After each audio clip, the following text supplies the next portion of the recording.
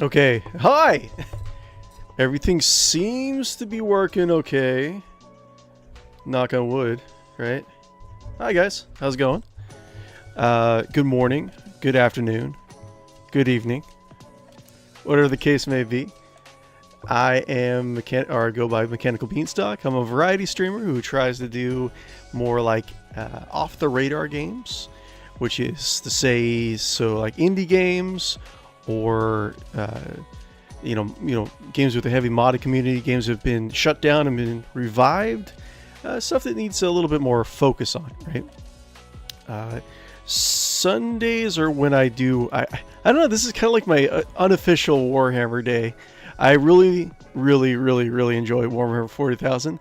I have been playing Rogue Trader, the pen and paper RPG, for a number of years. I game mastered at least 3 full Warhammer 40,000 Rogue Trader pen and paper campaigns. So yeah, I'm a big fan, and I definitely wanted to keep on playing it. So Warhammer 40,000 is not really one of those off-the-radar games that need a little bit more attention, but you know, I love it. I enjoy playing it. We've been playing this Owl Cats Warhammer 40,000 Rogue Trader RPG for, I don't know, months now. One Sunday, generally on Sundays. So yeah, what were you doing last time? I can't really remember, but yeah, we're gonna be playing it again today. If you guys like what you see, feel free to give me a like and follow and or subscribe on YouTube and Twitch. That would be great. You can check out the Patreon if you want to donate. Right now I only have it set up for $1 donations, but there's that. We do have a Discord set up, and the link is pinned in the chat on YouTube and Twitch right now, and chats are linked if you guys want to talk to each other.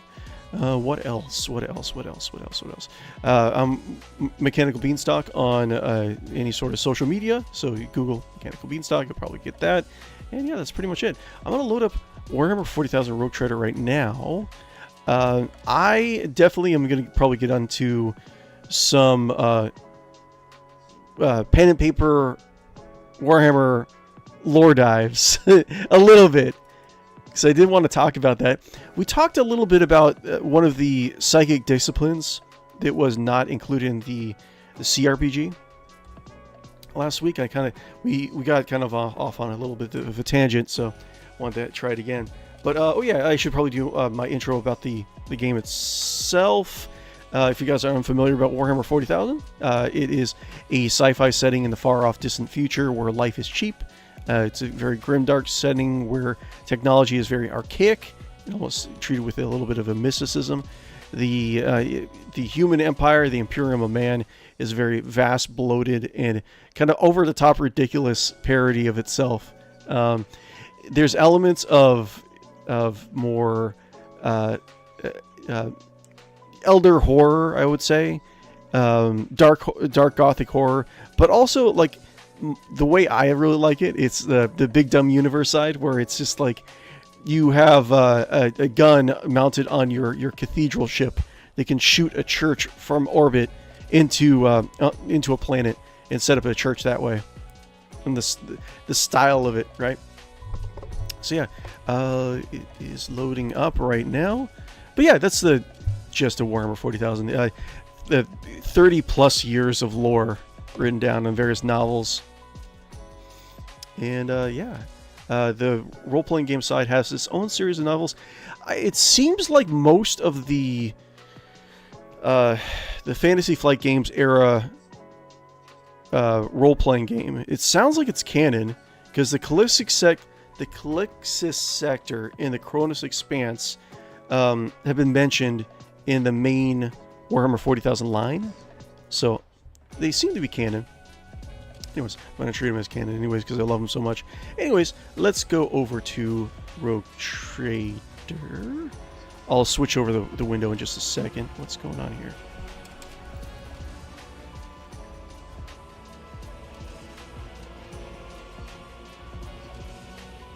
Oh, that's nice. Really needed some coffee. Okay, load it up. And while it's loading, I wanted to go over what we were talking about last week. So, what I was saying, right?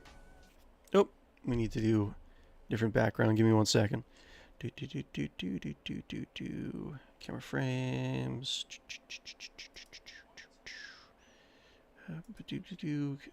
Yeah, I wasn't able to make it till Lisa's stream yesterday. For some reason, like, Restream that allows me to dual stream onto YouTube and Twitch just failed like utterly. It wouldn't go through. I had the correct internet, stream key and all that jazz, but the video feed just went off into the void. It didn't really go anywhere. YouTube recorded a stream of nothing.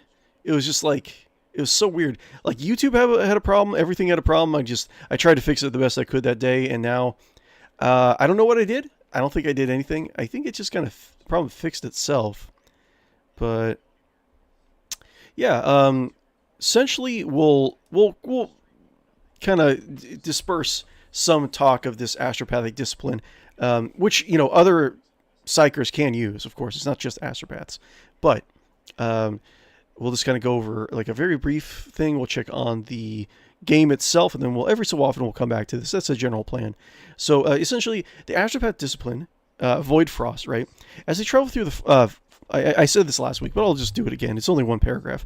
As they travel through the far stars, often shrouded from even the sacred glow of the Astronomicon, many astropaths spend countless hours searching for any psychic resonance among the void. Yeah, and if you guys have any questions about Warhammer 40,000, I wouldn't say I'm an expert just yet. I don't know. I'm pretty good. I'm pretty good with lore and like lore questions. So, if you have any questions about the setting, feel free to let me know. I'll definitely help you out. As they search their minds even further into the darkness, many begin to study the emptiness that surrounds them. A few even come to embrace the chill of the vacuum that extends beyond the boundary of their starship's hull. It is believed that the psychers who come to grips with the essence of the void were the first to develop the Void Frost discipline. The sharp distinction between the icy, uncaring void and the warm glow of the Emperor's embrace become a focal point for their new studies. So it's not just like cryomancy like you'd see Sub-Zero from Mortal Kombat doing. It's like taking the lack of sentience and the cold from the depths of space and using that to like power certain spells or psychic effects, right? I feel like there's a sidebar that I wanted to look at really quick, but let's go back to Rogue Trader. I'm going to turn my camera off just so I can get footage. So thank you very much. I'll be back. Testing 1 2 3. Microphone's working okay, thank God. Knock on wood, no technical problems just yet. I'm glad you guys were able to find my stream, because I didn't know if I wanted to advertise the stream if it was going to have some sort of big problem. Like, I didn't advertise as much as I could, because I felt really bad yesterday for the Lisa stream. Like, I went out of my way to like advertise on the Lisa like Reddit and all that jazz and let everyone know that I'm doing my thing, and it's just like I wasn't able to do it. Like, I felt so bad afterwards. I don't know. I feel worse. I feel more irritated at things that, like, it's not just not are just beyond my control, but like I would feel less irritated if I tried something and failed than not be able to attempt to do something. I don't know what that says about me, but give me 1 second. So, recap. Let me see what I remember. So we killed the main bad guys of the campaign. It sounds like the main bad guys are out of the way. There's a bunch of side quests that I think I still need to do. But let's see here. Yeah, like, I'm not really sure where the game is going right now. So apparently one of the artifacts that the bad guys were using was in it was being sought after by the secret police of the setting, the Inquisition, right? So we're going to go back to the Imperial Territory, Footfall. We're going to talk to the Lord Inquisitor, who's like super CIA man, and we're going to see what we're going to try to, I don't know, we'll see what's going on. I think the artifact, what was it? It was like planet crushing, right? Anyways, my party, if you guys haven't been tuning in, we got King 𝕷𝖊 𝕿𝖗. Character concept is that he was a kind of like almost like a feudal Game of Thrones-esque Viking king on a desolate ice planet that supplied the Imperium with like a lot of resources and men for their soldiers, for their war machine, right? But his planet was assaulted by the force of devil-worshipping chaos worshippers, and he lost almost his entire civilization down to like himself and maybe a few people, right? So in recognition for the king's service, he was granted a warrant of trade. The name Hodd carries some significance in my role-playing campaigns whenever I GM stuff, but I won't go into it at the moment. I've said a little bit of it at past streams. But anyways, he's supposed to be like a charismatic berserker, dual-wielding melee character. That's what I'm trying to aim for. I'm not sure if like Commissar was the best route to really take with him. He probably could have used something else, but it is what it is. You can't really change Commissar right now. Actually, you know what? I have an editor. I probably could have changed it, but I'm just going to stick with it. Whatever. It's fine. And you need more toys. You have a toy slot. The king always needs more drugs. Let's see here. Herald Servitor. Oh, yeah, we should give... yes. We should give him a cervical skull. So... AI in the Warhammer 40,000 setting in the Imperium Man, true artificial intelligence is banned. Essentially, you have closest thing is like a virtual intelligence is the most you're going to be able to get, made out of technology and servo stock, like the bits and pieces of like human brain and like remains. That's what they use as in a place of robots, right? So servo skulls, we have like little icons made from human skulls. They follow you around and do various things. Look at those beautiful servo skulls. We got one with a powdered wig and a megaphone. Nice. We got Archivist. Okay. We got Immaculate Servo Skull. You should just have like a cosmetic slot. I don't like taking up one of his drug slots for this, but Immaculate Servo Skull. But this looks pretty good. For now, since we're in a kind of like a more or less a casual environment, we'll have the Servo Skull following the king around, proclaiming his glory. Abelard, the tank of the group. 99% of the chance that you're going to see any other, streamer play this game, you're going to have Abelard as a tank. Yeah, I have him dual two-handed just so we can do a little bit more damage. And let's give him some drugs as well. Drugs in this game, I think, Alcat does give the okay on using drugs. That's what I get from this game, because there's so many drugs on it. I know, Alcat, you can always, give me a post in the comments of one of my videos. If you do, if Alcat does say that they're very pro-drugs, I guess that means if they don't reply saying otherwise in the comments of the video, I guess that means that, yeah, they approve of drugs and approve of anyone using drugs. Space fentanyl. Alcat, how could you? Anyways, what are we going? I'm just trying to give him some good drugs, because Alcat really does like drugs, apparently. I think there's one that gives, plus 30% armor. Actually, you know what? It doesn't really need that. He already has one of those. Let's see here. Oh, and I should say, this is the King's Romance option, Kibala. She was the second in command of a death cult, which is, worshiping the Emperor through assassination. The Emperor of Mankind is the imperial deity / de facto ruler. She became the leader of the cult. My headcanon of this campaign is that the cult is also my eyes and ears of my empire. She's my I don't want to say Littlefinger, that's kind of gross, but she's also my spy master and also my queen. So, and also I headcanon as well we got together and we had a little baby. Prince Agnall, the star-bathed bastard. And Prince Agnall rides around on this servitor nanny, right? This is what's represented right here. Right? Agnall is a pyromancer, throwing around, you know, fire and all that stuff. You know, just because, you know, it is what it is. It's he's a very powerful psyker baby. You can't necessarily trust the baby to any nanny, right? And sometimes you have to keep them close. You know, King and the Queen are very powerful, so keeping the baby with them, even if it means taking baby into battle, I think is very important. Let's see here. We're running a little bit low on Molotov cocktails here, but is what it is. So, like, I've been trying to build up, like, just the plain range pyromancer character with, like, dots. I'm not sure it's fine.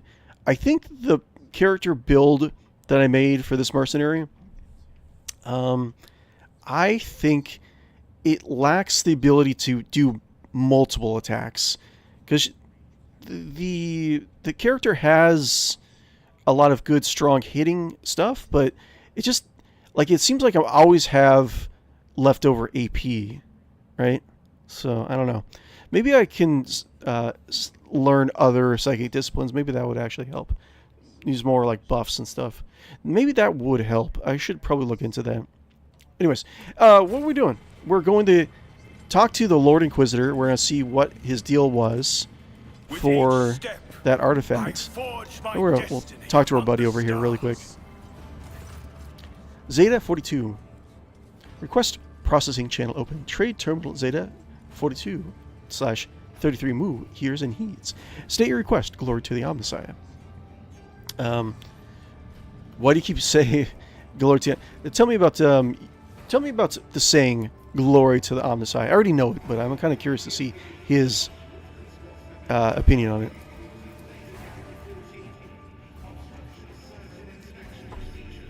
Zeta. Information request denied. Acceptable response not found for the following reason. Hear and heed. Request falls outside the processing trade information request and officer's functionality. Try restating your request. Without missing a beat, the tech priest adds confidently, glory to Omnissiah. Okay, so it's just like, he is sentient. He's just kind of like he's going by a default command, you know, programmed into his brain that he's here to trade. He's not here to chit-chat. Let's see here. Do we have any more? Okay. Request processing fully suspended. Glory to the Omnissiah. Glory to the Omnissiah, which is the Emperor. So yeah, right now, I guess we're doing pretty well in universe, right? Oh, ignore all those people, like, strung up. It's fine. Oh my lord, jeez. Like, I killed the main person that was in charge of doing all this, but before you lies King von Valencius, Guardian Order, Guardian War Strider of Colonist Expanse. May the world tremble. Excellent. Servo Skull is announcing my glory. By the blood of martyrs.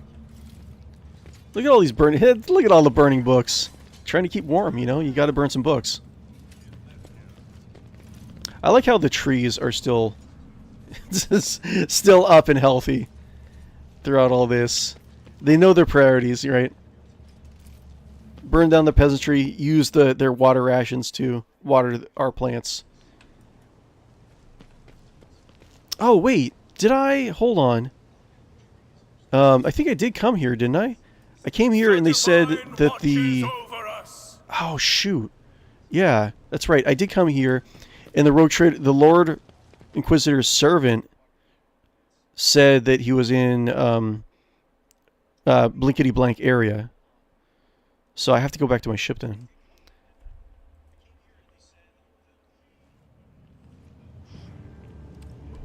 I didn't. Hold on. Journal quests. This quest interface is so bad. Let's see here. Owlcat, if you are listening, and you do have plans to redo the quest interface, and also you do not approve of and just anyone using any, you know, illicit substances, please comment in the video comments below, let me know if there's plans, because this is just blah. Find traces of the Gene Stealer cult. Corruption of the hidden Gene Stealer cult permeated the Cronus Expanse. The cult of the Nourishers is tainted with genetic corruption discovered on the planet 𝕽𝖌𝖚 𝖊𝖊𝖗. So, like, most of the DLC for this game is fighting the Gene Stealer cult, and we've seen traces of them, but we've gone through a good lion's share of the game, and we haven't really fought, like, a lot of the cultists. I don't know, that's what it seems like to me. So I don't know where they are. Let's see. What was that? Questions and answers. Wait. Did I save it? Okay, maybe let's just see. I might have not saved. Like the interrogating the servant. We shall reclaim Let's go back what here. is rightfully ours. We'll see. Oh yeah, I guess I didn't save it. Okay, so we said this last week. Look around. Where's Kalkazar? He abandoned you. Wish no where he's gone. Okay. Okay, so we do that. Okay. Okay. Follow Kalkazar through the dimensional. Okay, so Kalkazar went through the dimensional gate. Okay, interesting.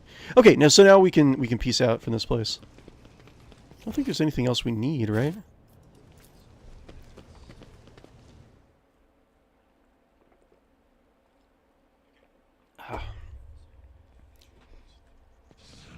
Oh.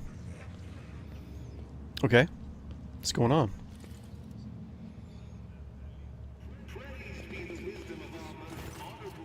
What's happening? Entire group of people salute you. Most of them, an escort of honor consisting of members of retinues, associates, secretaries, bodyguards, and associate others, bow deeply to you and shout their greetings, making a lot of noise. It appears news of your impending departure has already spread throughout the station. Okay. Tokara. So, yeah, we helped him. He was the, de facto leader of this station. So, he was deposed. We helped him regain power. That's what I remember from this guy. Vladimir Tokara, the liege. Okay, so yeah, so now the Inquisitor is not around, and that, what was it? It was Aspice Corda?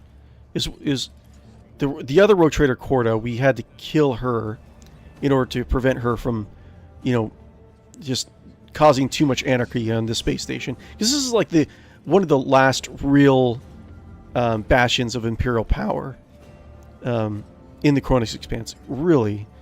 Because it's like right on the border of the Cronus Expanse and the Callistics sector. Callistics sector is like the officially Kronos is not part of the Imperium. Well, unofficially, officially, I don't know. Everywhere is part of the.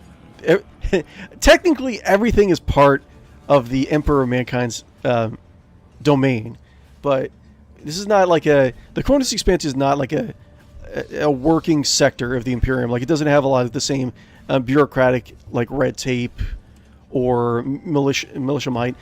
Well, at least, like, from what I remember in the pen and paper game, because in pen and paper game, it was just being more explored and considered bringing it into the Imperial fold, right? So that's why rogue traders, if they go outside the borders of the Imperium, they have like unchecked power. They're supposed to be able to, requisition whatever they want within reason, whatever they can actually get within their means to. But anyways, where was I going with this? I'm probably just going on a rant, aren't I? Anyways, the point I guess I was making is that Footfall, this place, needs to be stable. So there's a lot of stuff going on in the current Warhammer 40,000 setting. Vladimir Tokara the Liege, leaving us already, your lordship. Vladimir Tokara is once again his clean, decorous, imperial bureaucratic persona, as if the cutthroat who carved himself a bloody path through the Liege's throne never existed. Hieronymus de Losaro. There's word among my flock that the king is going on a perilous voyage, so accept this blessing for your journey, noble King Yermal Valencius Hodd. I consider these guys like strong allies to our empire. Yes, thank you very much, 𝕿𝖔𝖊. Opticon 22. Communicative interaction option unlocked. This seems like a very, like, endgame conversation. Like, all your beloved characters who you've been talking to throughout the game, they want to say goodbye. Opticon 22. Communicative interaction option unlocked. Achievement unlocked! I unlocked an achievement for Opticon 22. Nice. Purpose of... He has the achievement sound. The Xbox achievement sound. Purpose of data exchange, strengthening ties and delivering slash a gift slash material assets slash a donation slash to an ally. 𝕿𝖊𝖊. She's, I guess, my emissary to the pirates. King is very anti-pirate, but I don't know. Role-playing wise, I don't really know what I'm going to do with 𝕿𝖊𝖊. She helped me retake the space station. So for now, we're just not going to get in each other's way. 𝕿𝖊𝖊, we barely got news that the Lord Inquisitor has left his cozy footfall perch, and now you're off on a long journey too. 𝕿𝖊𝖊 grins contently. Though I thought I might as well come to see an old acquaintance. Old acquaintance from me? Despite the harsh law that in the corridor brought the footfall, the pirate 𝕿𝖊𝖊 was able to survive thanks to you. All the trade partners. So this guy is part of the Imperium. Oh wait, no, he's a Chartist captain. Okay, interesting. I didn't realize that. I thought he was part of the Navy.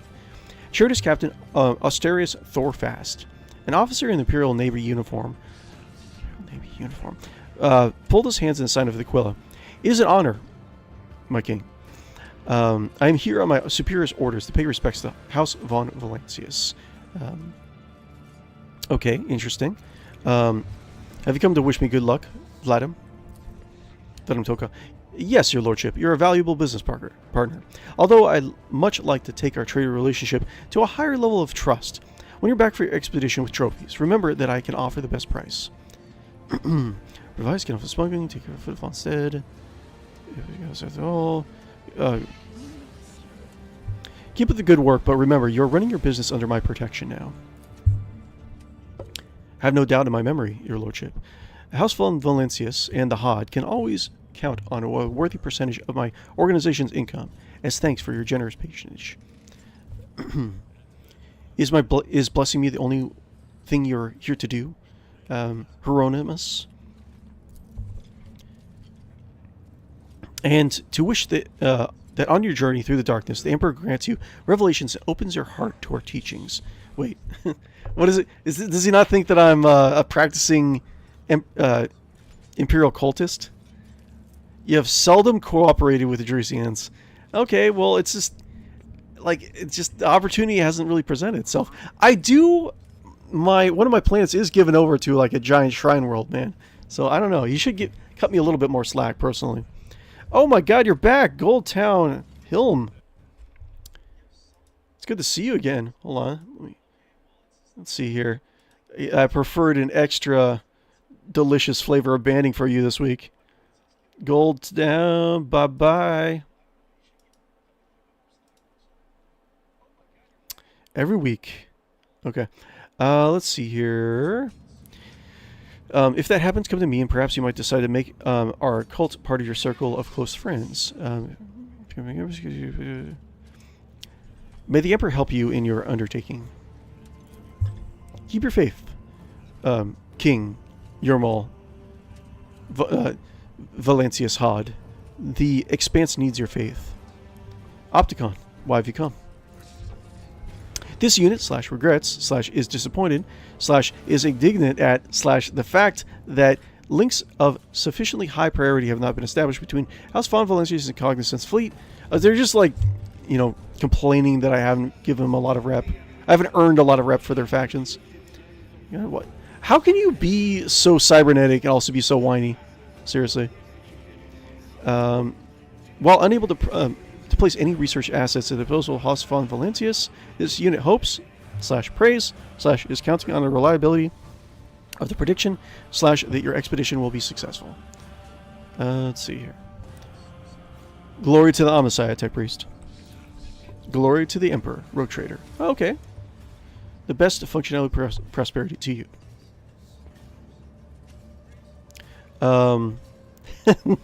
Just ignore Ryza. Turn towards the officer. What are your orders? Charitus Captain Asterius Thorfast. My command has tasked me with letting you know that they strongly value our allyship with House von Valancius and the Hodd. Although at this time we have not managed to build a powerful alliance, why is everyone bitching about that? You know, I have an empire to run, man. I can't be like babysitting you guys. Although at this time we have not managed to build a powerful alliance, they believe that we will be able to strengthen our treaties and bring the light of the Imperium to the Expanse going forward someday. Expanse while I'm away, I base my words being projecting. Let's see. Protect the Expanse while I'm away. Will not forget our duty, your lordship. The stars will be ours. Not even gonna. I'm not even gonna acknowledge Ryza. The king just doesn't like pirates.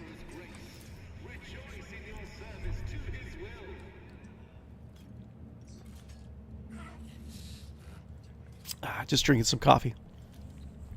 A multitude of voices answer you with good luck, wishes, parting blessings, parting advice, and words of respect, shouting over each other but alike in their sincerity.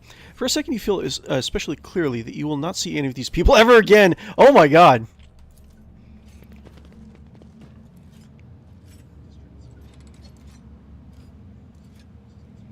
Yeah, this seems like a very end-game conversation. But I feel like I need to do the DLC quest, man.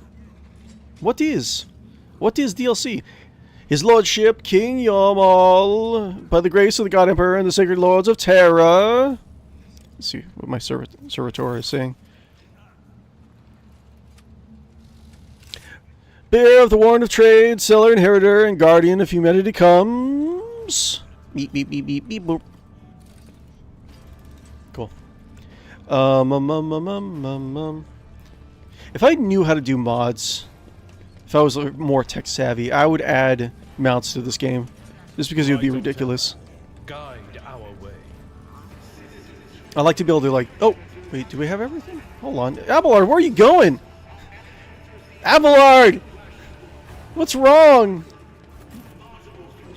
Let's see here. Anyways, Anyways, what was I doing? Okay, so we're going back to the ship.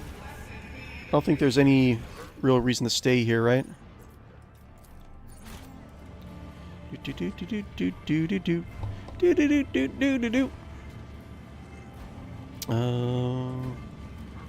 see here. Is there anything else? I think all my guys have been equipped. They're fine. I want to try to... You know, I have a feeling that I know what's going on, why I'm not getting a lot of the DLC quests.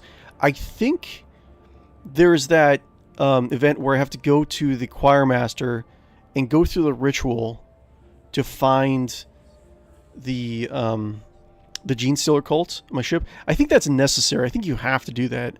I'm going to go on my ship.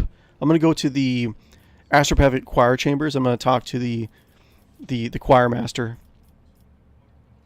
So I think that's how you do this. Questions and answers. Okay. So there's a couple things I think we need to do. There's a couple side quests. There's a side quest for Ulfar, the Space Marine. There's a side quest for Argenta. There's the DLC quest with the Gene Stealers. There's the main quest line where you have to go through the warp gate. I'm pretty sure it's the warp gate that we saw earlier in the campaign that's in the middle of the map of the Expanse. So, let's see here.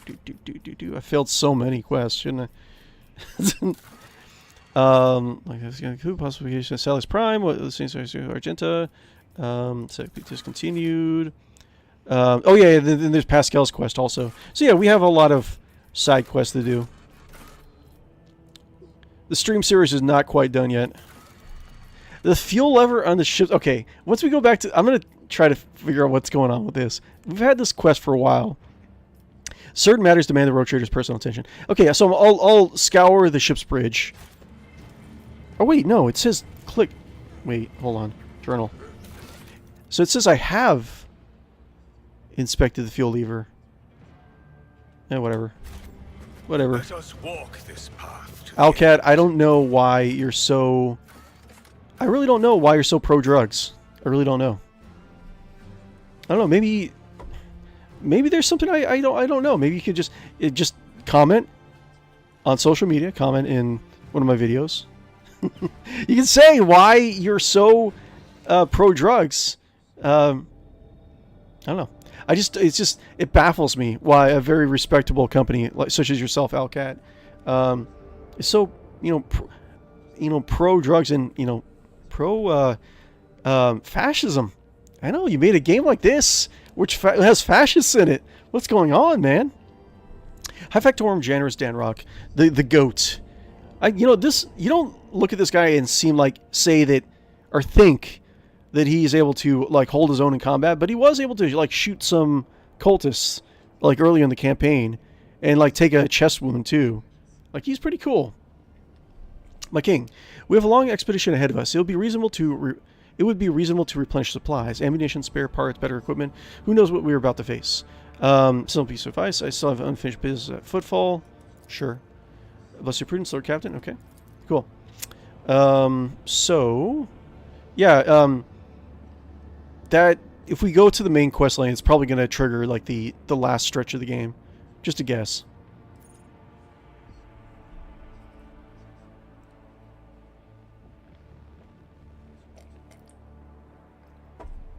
Okay, we'll go zoom out to the greater Cronus Expanse. Let's see, zoom out. Let's see what we got here.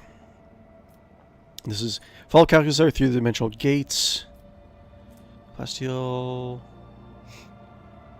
It's got to be, yeah, that dimensional gate we saw earlier.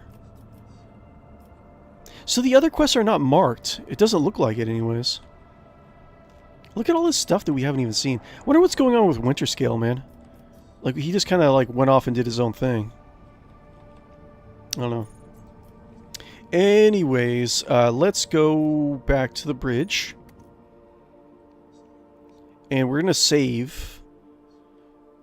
I should probably save it in there. Anyways, we're going to save.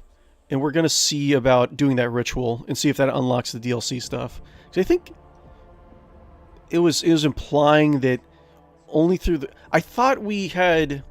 Okay, so here's what my understanding. So, earlier in, when we triggered a little bit of the DLC, right? When we thought that there was like an assassination attempt with like the blood getting into our our bathwater, right? I thought we solved that, but there was still the option to go to the choir master and investigate who was to blame for that. And I think the blood was not even from the gene stealers. But there was implication that there was, I want to say. I don't know. I want to go back to him and just check really quick. Whoa, whoa, whoa, whoa, whoa. So we're getting closer and closer to the end of the game, and I feel like we should be tackling the gene stealer infestation on our own ship.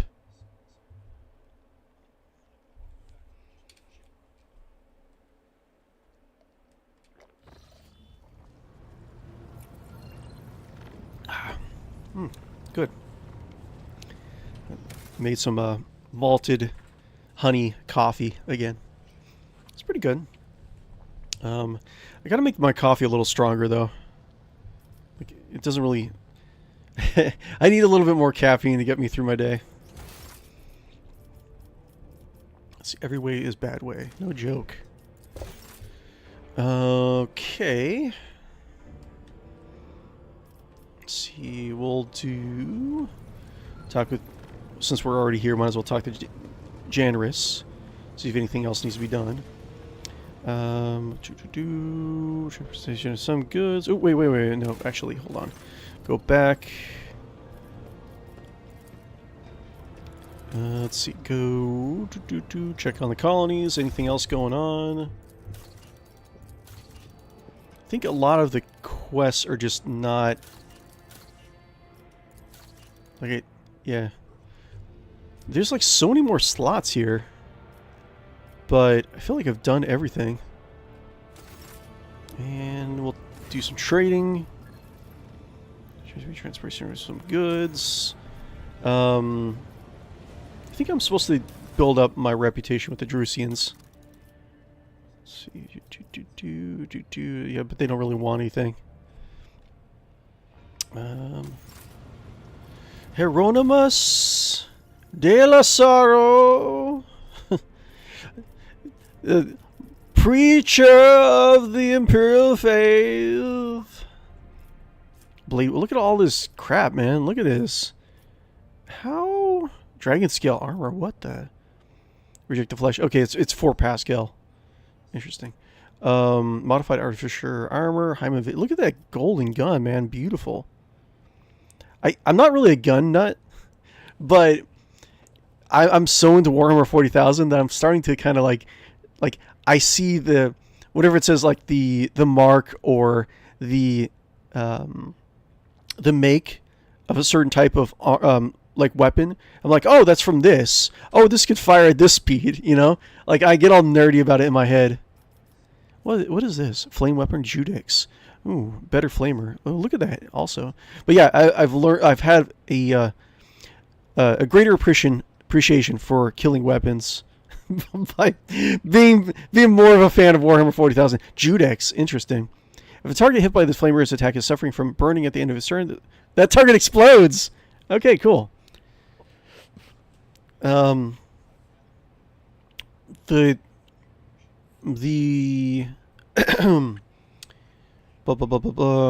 the heavy flamer that my baby is using can do the AoE, like the ground patch of fire, which I appreciate because he can torch a lot of guys, get like more dots, and that synergizes to a bunch of other things. And plus, if I light my parents on fire,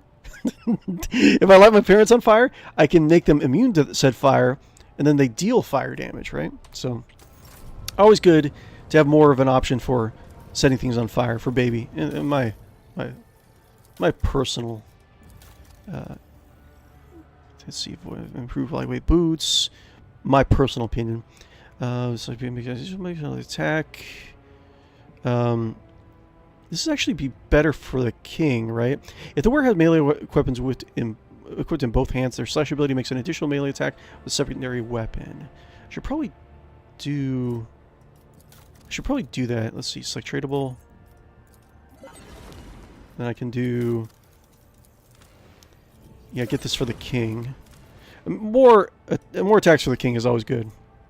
Violation inhibitor.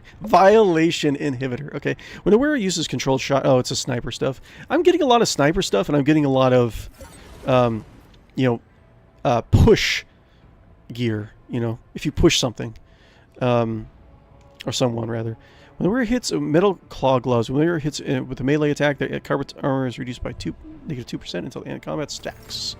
Let's do those boots, right? Boots. Newest to oldest. I got so much stuff. Okay, improve lightweight boots that wear these boots gains +2 open and parry and re-rolls failed dodge tests. It's nice, but I like stocking boots. Let's see how they look. Oh, très chic. They're just leather boots. Okay, but yeah, ooh, wait, what? Did I not? Wait, did I? Wait. What just happened? I thought... Wait, did my boots go away? Hold on. Did it bug out? Improve lightweight boots. Wait a minute. Those are not the boots that I just bought. Hold up. What's happening now? I think it bugged out. Hold on. Yeah, it's... The boots are like deleted. What the hell? Stocking boots. Oh, okay, stocking boots. No, okay. Never mind. Wait. Yeah.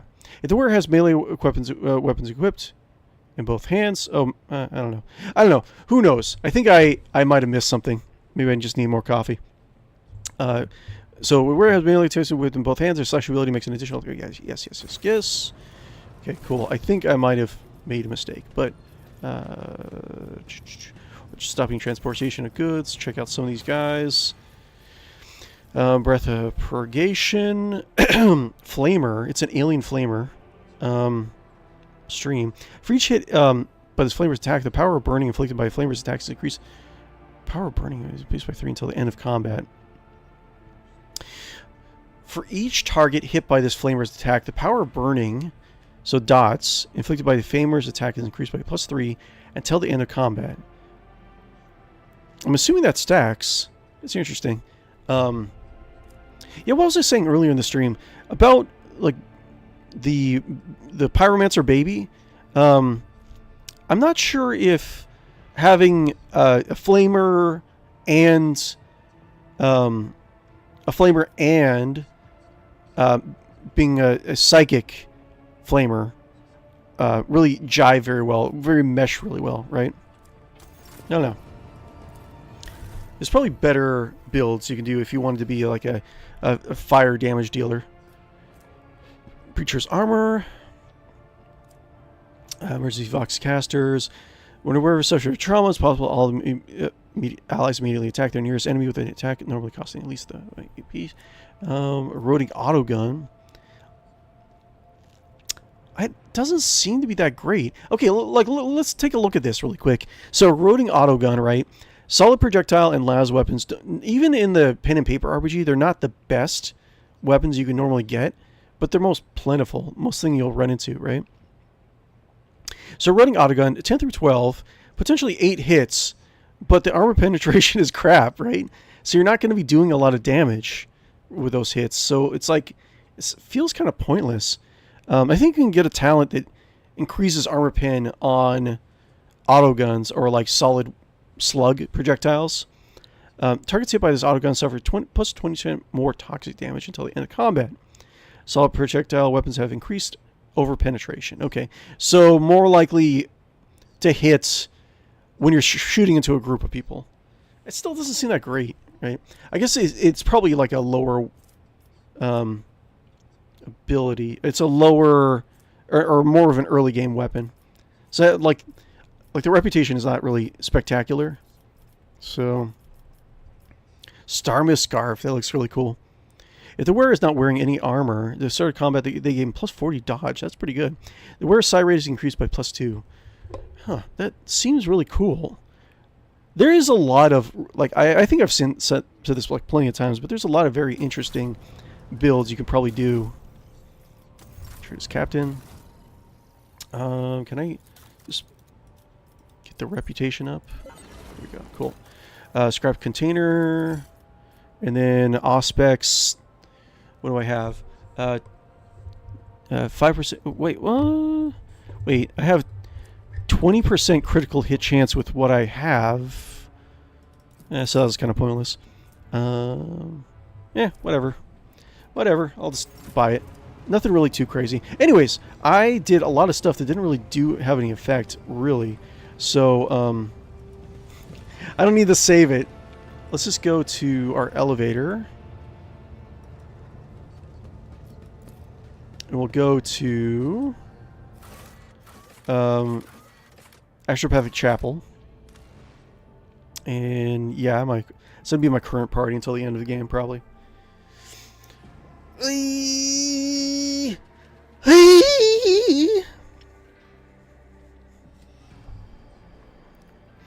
What was I saying? If you guys are unfamiliar with Warhammer 40,000, like the faster than light travel and long distance communication is handled with a kind of a psychic, metaphysical bent to it. So yeah, Astropathic Choir, you have a bunch of psychics in this chamber, essentially like singing with their mental voices into the void in order to communicate long distances.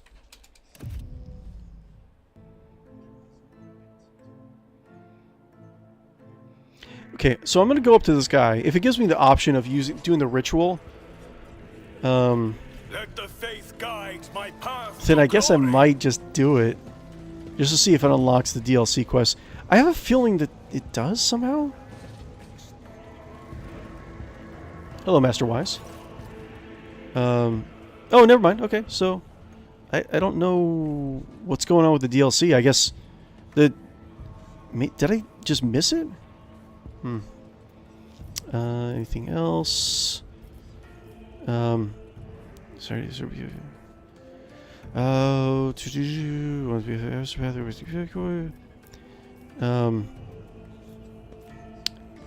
How does one become an astropath? I mean, I already kind of know, but let's see here. We are all part of the Imperial Tithe once. Psychers delivered to Terra are delivered to Terra on black ships, but only if black ships are they transport Psychers all the way to Earth, essentially. The dreadful Imperial void ships that transport Psychers given up by numerous worlds as part of their tie to the Imperium, but only a few of the candidates had what it took to study astropathy. Fewer still successfully completed the grueling training to become eligible for soul binding, and almost none survived the initiation. He throws his head back. We're given the privilege to behold the Emperor's light. Light flawless and searing. A pious smile visits his lips. It changes you. It wounds you irreparably. It takes your eyesight, but in exchange, you commune with greatness. His presence in our souls fortifies them as we stand against malicious powers. After the ritual, an astropath is assigned to their position. At this or that adeptus, or an astropathic relay, or on a ship. More often than not, our first place of service is also our last. So I don't know if I'm like imagining it. I guess, yeah, I don't know what's going on with the DLC. If I made a mistake and I can't use it anymore, because I feel like we need to. I haven't really fought like actual gene stealers, have I? I don't know, man. Anyways, let's go. What was I saying? I think I got kind of sidetracked. Which Ryan? Wait, should I go? We can go Bishop Shrine, Freight Line. Maybe I should just go there really quick. Make sure I haven't missed anything.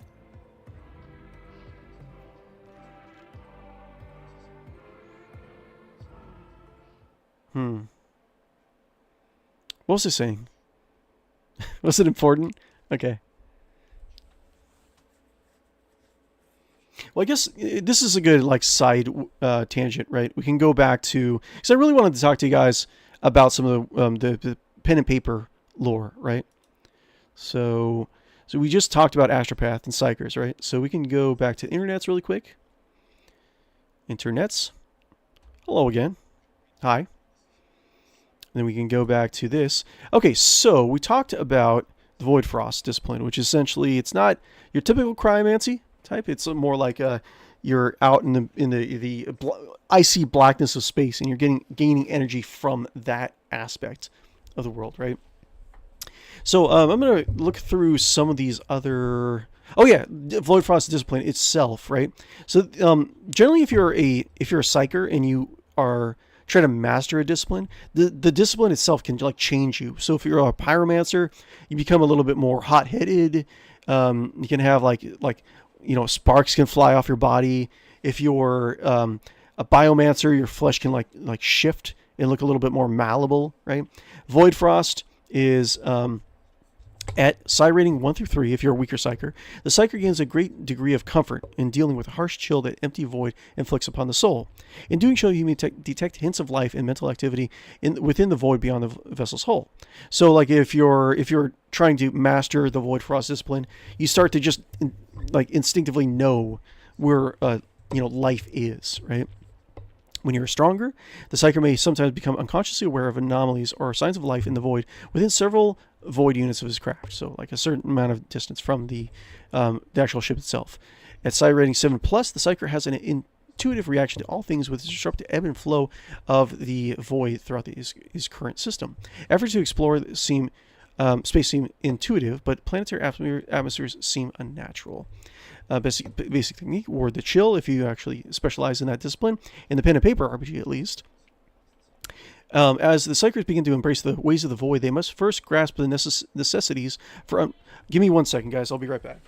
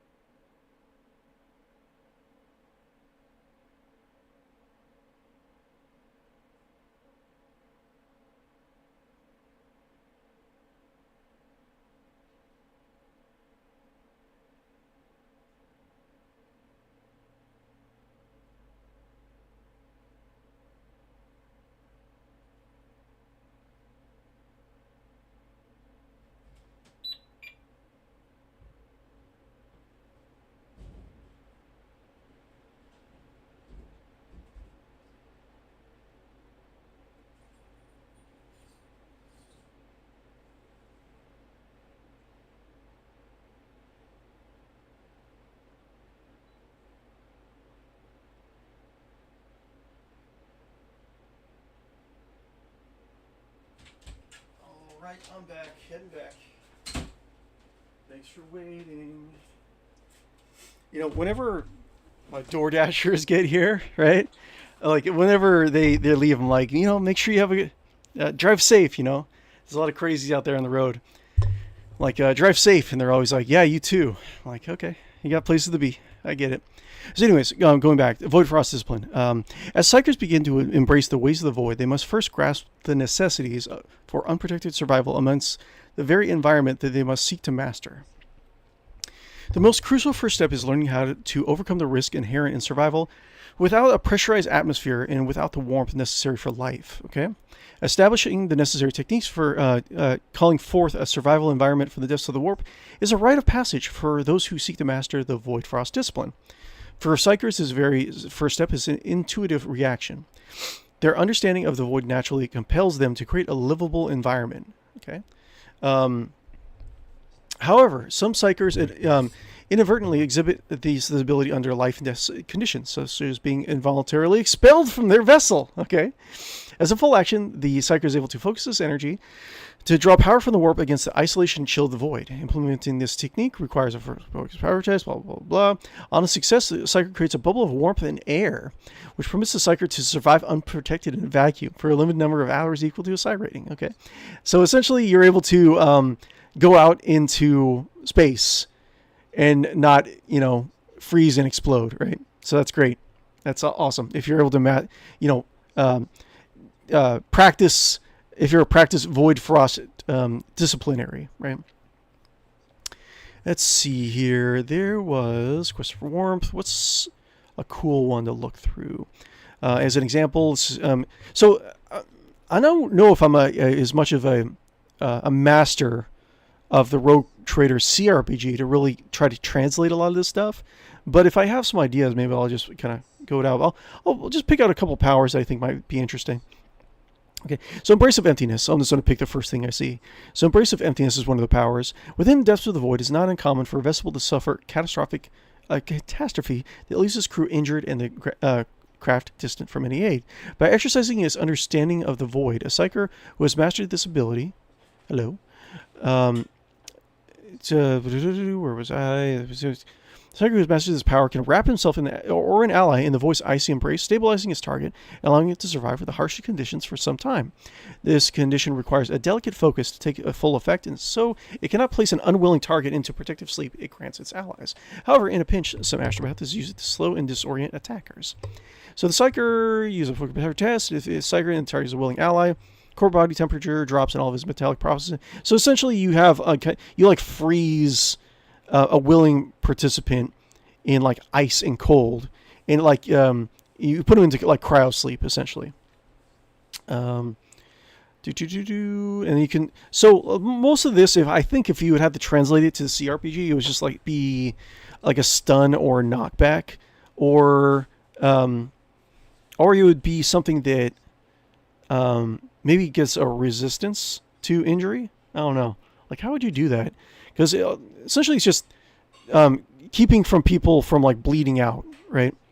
So if you cast it in a CRPG, if this was translated to CRPG, you would knock out the target, like stun them, but then maybe it gives them ability to ignore the effects of their injuries. I don't know. No, it's kind of hard to see because this is more like of a role playing, like finesse kind of power. It's not really like a combat one. Let's see here. Do voice touch. So we have I think this is like the breath stealing barrage. I think this was actually pretty cool. Breath stealing barrage. The Void is tranquil, but the desolate quiet can kill. Life can hardly survive without some shelter from a lifeless emptiness. Some Psykers embrace this destructive nature as a method to overcome their foes while they maintain their own composure through contact with the icy chill of the Void. The Psyker focuses his will as a cluster of energy bolts. These bolts are a physical manifestation of the cold energy drawn from the depths of space. These bolts appear near the Psyker, then physically travel the distance to his target or targets. If the fork of power test succeeds, then the psychic produces 1 psychic bolt for the initial success, plus 2 for every 2 additional degrees of success, which you may distribute among the allies. Blah blah blah. Number of bullets going blah blah blah. Bristling barrage hits as long as psychic power dodge is normal. So each bolt deals 1d10 energy damage and increases level of fatigue. So a lot of the Void Frost discipline has effects of like slowing or dealing fatigue to like targets. So this sounds like Breath Stealing Barrage would be like almost like an auto fire weapon in the CRPG. Like an auto fire weapon that does potentially like stacks of fatigue to the guys. Maybe like over penetration as well. And like slow, right? That'd actually be pretty cool. Just have like a bunch of like shards of like, frost magic. Okay. Breath Stealing Barrage. I'll take a look at some of these other things eventually, but let's go back to the stream. I'm going to sneeze really quick. Excuse me. Okay. Okay, so I'm not really sure what's going on with the DLC. Like, I don't know where we're going to be able to kill Gene Stealers. But let's just go and do some side quests. We can do the quest for Argenta. Yeah. I guess we can always do DLC quests in the next playthrough, right? Oh yeah, I was coming back here. I was going to see if there's anything to do in the freight lines. Probably not, right? Loot. 𝕽𝖔𝖌𝖚 𝕽𝖔𝖌𝖚, okay. Ooh, thank you. Thank you very much. You're very sweet.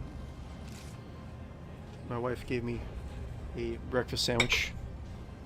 It's very delicious. You might hear, like, I'm talking about various 40k lore. I'm like, the thing about the Imperial Man is... Lord Captain! Okay, get out of here. And persist. I don't think there's anything to do here, just a wild guess. Scribe. Let's see here, the foreman. I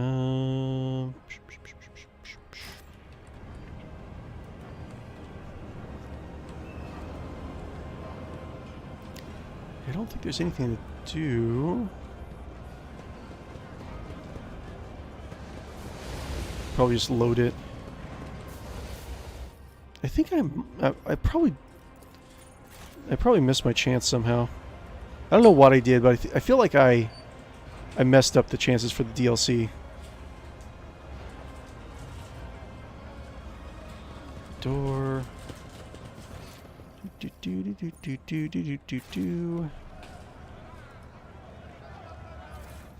Might as well grab some cargo.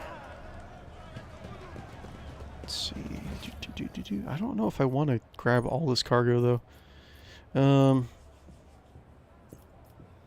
Guess we'll talk to this guy, the foreman, and I don't know.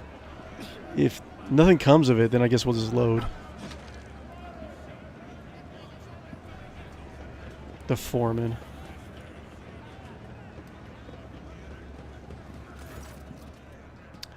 The day the king wandered into our slum will be remembered in legends. The broad-shouldered man raises his hand in greeting. His old prosthetic creaks painfully as it takes the weight of his body. The locals and forces call me the foreman. I have no other name. You may say I'm in charge here, in this hole of a place. You recognize the shaggy red beard and the keen black eyes. This is a man who is watching you during your encounter with the enforcer and the station worker. Okay, so this is new stuff. We haven't really done this. So I'm almost ready to give up. So you have a marketplace. What are you doing there? Tell me what life is like in the world of decks. What are you cooking in that vat? Do I want to know? Iconic class, give the foreman a pile of ration cards, hand these to the other people. Yeah, sure. Give the foreman a pile of ration cards. Hand these out to the people. You know who needs them the most. We've been very successful with our wealth. He opens and closes his mouth in astonishment. My king, you've just helped some good families survive. I'll divide the cards among them and be sure to tell them it was your lordship who did this good to them. I saw you near the marketplace. What were you doing there? Watching one of my workers take a beating. I feel sorry for the lad, but there was nothing I can do. The foreman smiles wryly, showing his yellow teeth. Ew. Almost all of the front ones have been knocked out. I stuck my neck out in the past, not doing it again. What are you cooking in the vat? Sure, let's just chat with the... We'll chat with the menials. What is life for the workers, for my people working in the stake? Well, your people toil day in and day out for the glory of the ship. The rest of the time, they do their best to survive. Faced with hunger, the more deranged of the enforcers. Void leprosy, fires. Void leprosy, okay. Fires, floods, noxious fumes. The foreman lists on his fingers, although he has fewer than nature's average to work with. In a world, it's a decent enough life. If you work, you survive. If you freeload, you also survive if you're clever. Well, and if the God Emperor wills it. What you cooking there, pal? Believe it or not, the soup is made from mold slime and technical drain water that has been simmering here in the vat for at least 200 years non-stop. Okay. See the growth on the wall over there? Okay. We harvest it, dry it, and use it to season the soup. If we're lucky, the smell attracts a void rat, and then someone gets to have meat in their bowl. Yay! The foreman points a finger proudly towards the vat. It's for those who can't even earn a ration cards. I feed them in exchange for services or favors. Sometimes it pays off, sometimes it doesn't. Okay. Give me some of that soup. What? No. just no. No. I'm not going to unlock the DLC that way. I know it. My people have... Keep an eye out for workers trying to eat 2 bowls in one sitting. One is enough to fill your stomach for an entire watch. Some complain about the taste, of course. Ingrates. No, I'm not eating that. Bye. My king, I beg another second of your attention. Please accept this humble gift from us, the common people of the Bay, for all the good you do for us. Aw, enjoy your slime. The most precious thing we can do for your lordship. Hidden auto stimulant. What's that? If the wearer did not move during their turn or became immobilized, slowed, stunned, or knocked prone, they gain temporary wounds equal to 6. Interesting. If the wearer has conviction iconoclast, all their allies immediately gain... Ooh. All his allies gain the same number of temporary wounds. Interesting. Would Abelard be able to use that? Because Abelard is just standing in one spot tanking. Okay, Abelard, calm down. Sometimes, though, you just fire your biggest cannon and stimulant. save the day. So we have Iron Cape. The wearer gains +10 ability and fellowship. Whenever the wearer's wounds should be decreased to 0 for the first time in combat, they restore to 50%. Using any med kit costs 1 AP less, but no less than 0. Okay. First aid manual. That's actually pretty good. If the wearer's wound should be decreased for temporary wounds, I think that, I mean, hidden auto stimulant is good, but I don't know. I feel like Iron Cape is going to be better. I don't know. Everyone else moves around too much. Didn't really make it worthwhile. Like if I had a sniper, maybe this would be a little bit better, but anyways, I should probably just kind of go and do, oh, let's see, I might as well here, so might as well get some goods, right? If such is the Emperor's will. Nope. Abelard, where are you going? Abelard! Don't leave your king here. They'll force him to eat that gruel. So I guess I don't want to stay here too long. I always want to unintentionally waste your guys' time, not intentionally waste your guys' time, not unintentionally. So, goods. Yay, gonna steal all this stuff. Wait, can I steal? Can I? I feel bad about... No, you know what? I want some rations also. The king deserves all the rations. Let's just get out of here. Loots. I have proven myself. Where is the... Oh my god, it's so far down. Can I... Let's just go. Get out of here. Can I? Yeah, I can go. Okay, cool. Yeah, let me have a snack in my bite of my sandwich. All that talk of gruel and sludge is making me hungry. Oh, what's going on?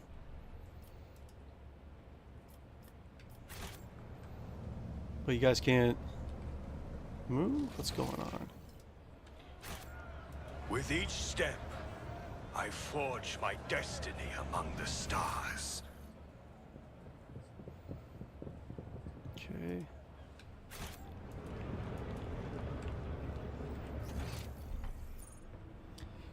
Yeah. You know what we should do one day? We should do like Master Chef Warhammer 40,000.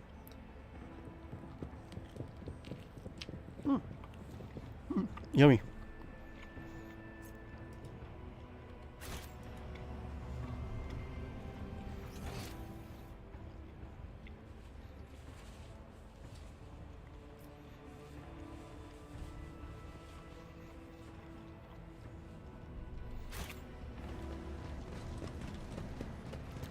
Okay, let's go back to bridge. Know your duty.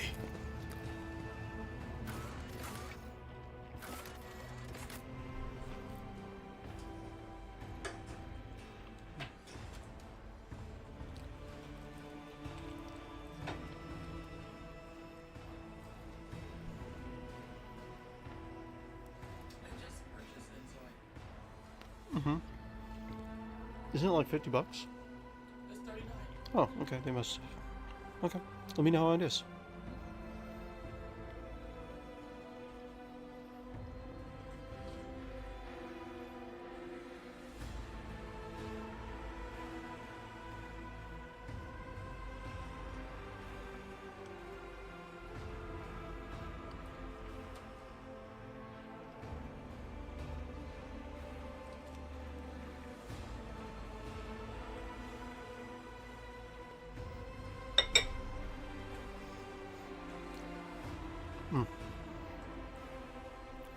Just thinking about that slime.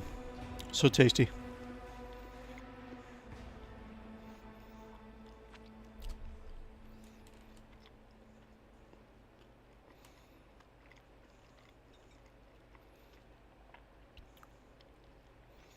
I'm just thinking about maybe in order to unlock some of the DLC stuff for the Gene Stealers, there's those couple planets, like there were that one where we were ambushed by Gene Stealers. Maybe we can go back to that one and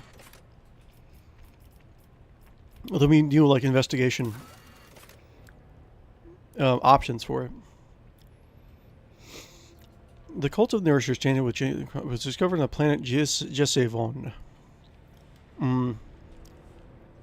𝕽𝖌𝖚. Well, let's go. Quantum Expanse. Part of me just wants to do. I don't know, not necessarily just get the game over with, but like I want to see more of what the main campaign has to offer. It's like I do want to do the other side quests, like the Ulfar side quest and Argenta's one. But, you know, let's see. Let's see. 𝕽𝖌𝖚.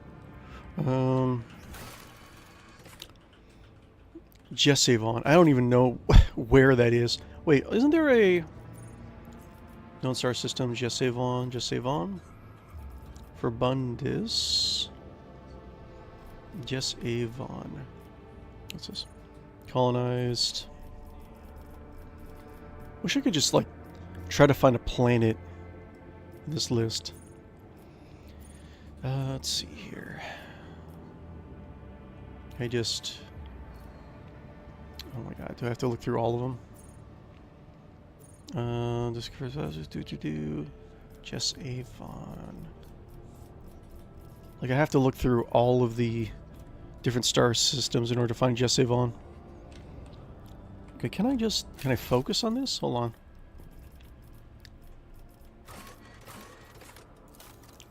I can't like highlight this. Hold on. I guess not. Boo. Okay.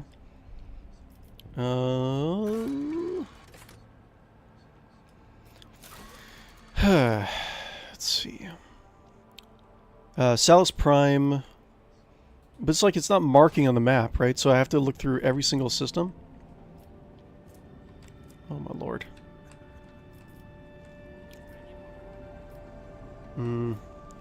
That's gonna be...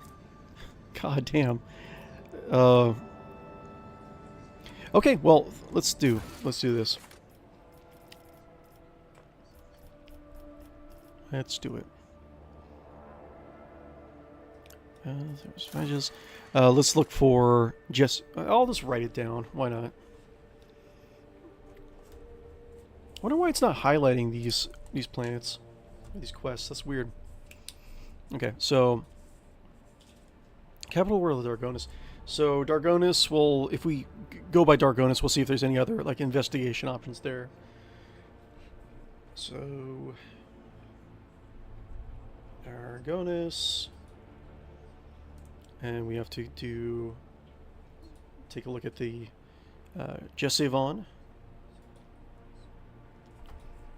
Okay, we'll take a look at there if we see it. Okay, then that's the main quest line, so we're not going to do that immediately.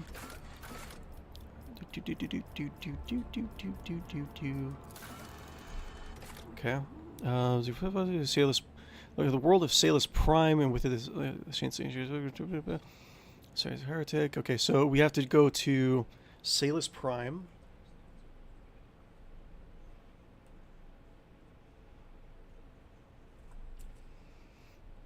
And systems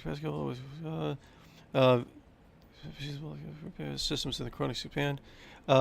Reach its location in the System Speculo. That seems easier to find. System Speculo.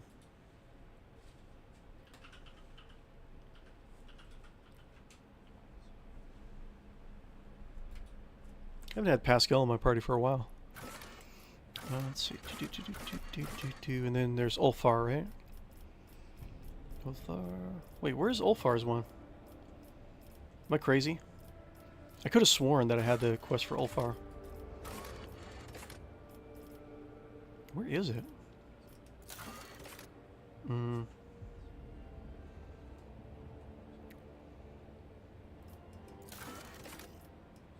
I crazy? I think I might be crazy. That's fine. Quest for Qibla. Critical tasks. Inspect a fuel lever on the ship's bridge. Okay, sure. Rumors. Okay.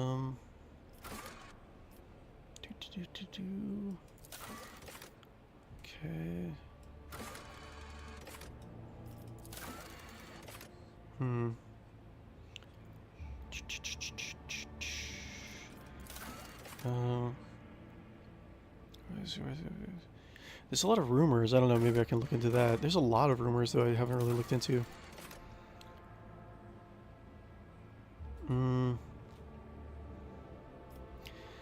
Yeah, I wish I could just, like, mark these on the map, so I don't have to keep referencing, going back to my journal.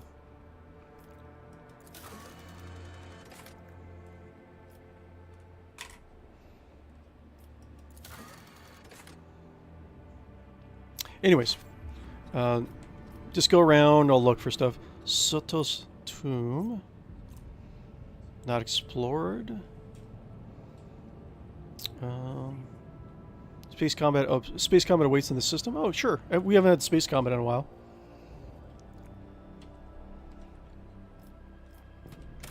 Do some saving.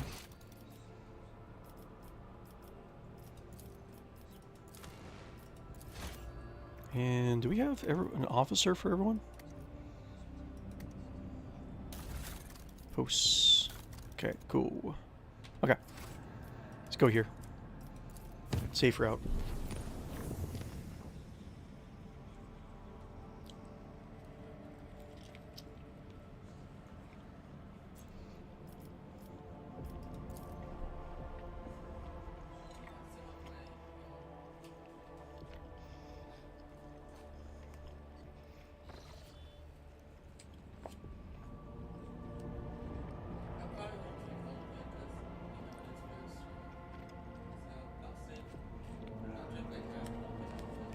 Okay. Sounds good. Okay.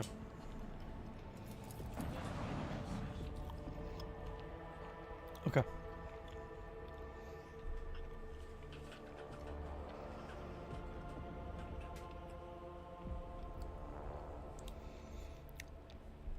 Pascal Hanuman. Okay. Yeah, we haven't done a lot of like void combat in this stream series, have we? Killing pirates is good. Let's kill them before they can even beg for mercy. Sure. The Ice Serpent. We got cobras, typical pirate stuff. I think we said we found out one of the last streams. Vipers are the smallest Imperial craft, and cobras are the second smallest. Let's do. Let's see. Warp wave. Immediately turn. Yeah, let's turn this guy. He's not able to dogpile us. So we'll go like up here. And oh, not quite. Almost. Go like here. Almost. Yes. So shoot this guy. Bring doom to our enemies.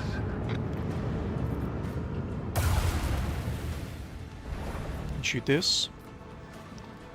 Live to fight another day. You're not going anywhere, buddy.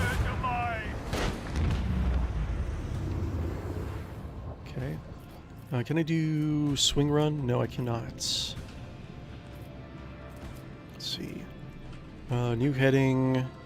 Yes. Try to turn a little bit if we can. Yes.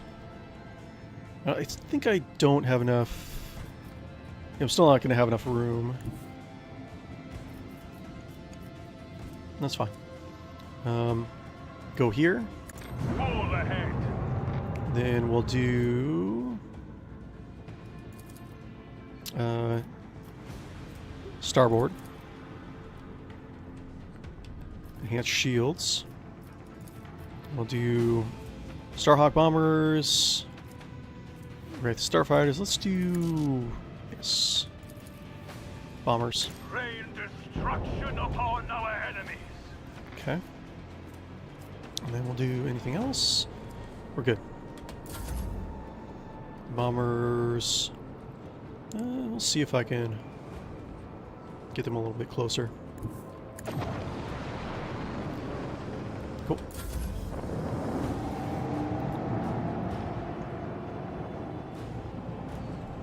Probably should have just shot my bombers, really. I don't know why they didn't.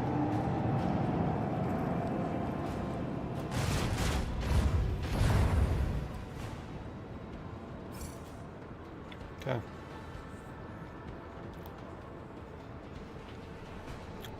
I think the bombers can take care of those, so I don't have to worry about them. Can I do like a flip around? Do like Helmsman, navigate us to the designated coordinates.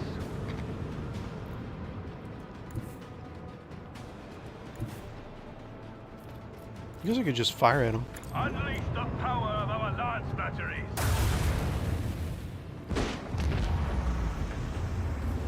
I mean, why not, really? Okay. I'll use this. Why not?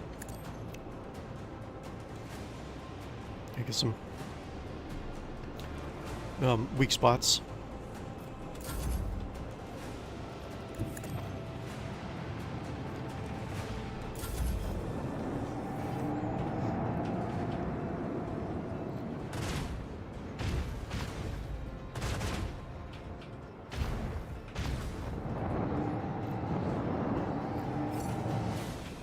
Okay. What to do? Yeah, I don't even really need the bombers. Deliver their demise.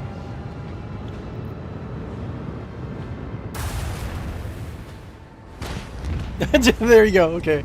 The Emperor blessed us with victory this day. Cool.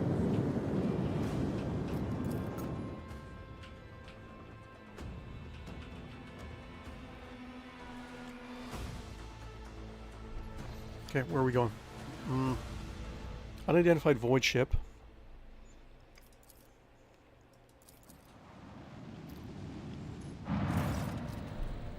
Upon your approach, the Scarlet Pursuer sends out a hearty greeting. Captain 𝕽𝖔𝖌𝖚 wishes good health upon you and your entire dynasty, and asks if you might have any up-to-date information on Burning Worlds. Share the information you have on Burning Worlds. Let them know that you have no current information on Burning Worlds. Refuse to attack and plunder the void ship.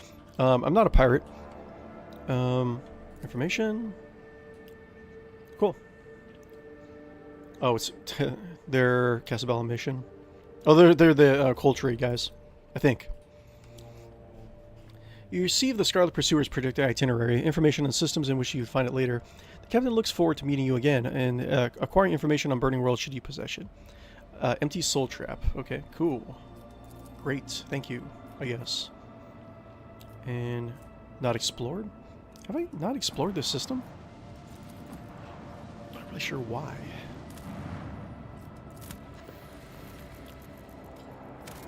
Okay, what we got here? The deepest tunnels.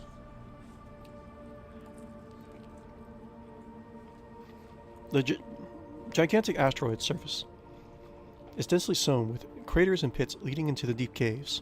Augurs indicate that the asteroid contains layers characterized by some strange heterogeneity. This is a high probability of finding valuable resources inside the stone that can be extracted by sending an exploration team deep into tangled tunnels. 1 second.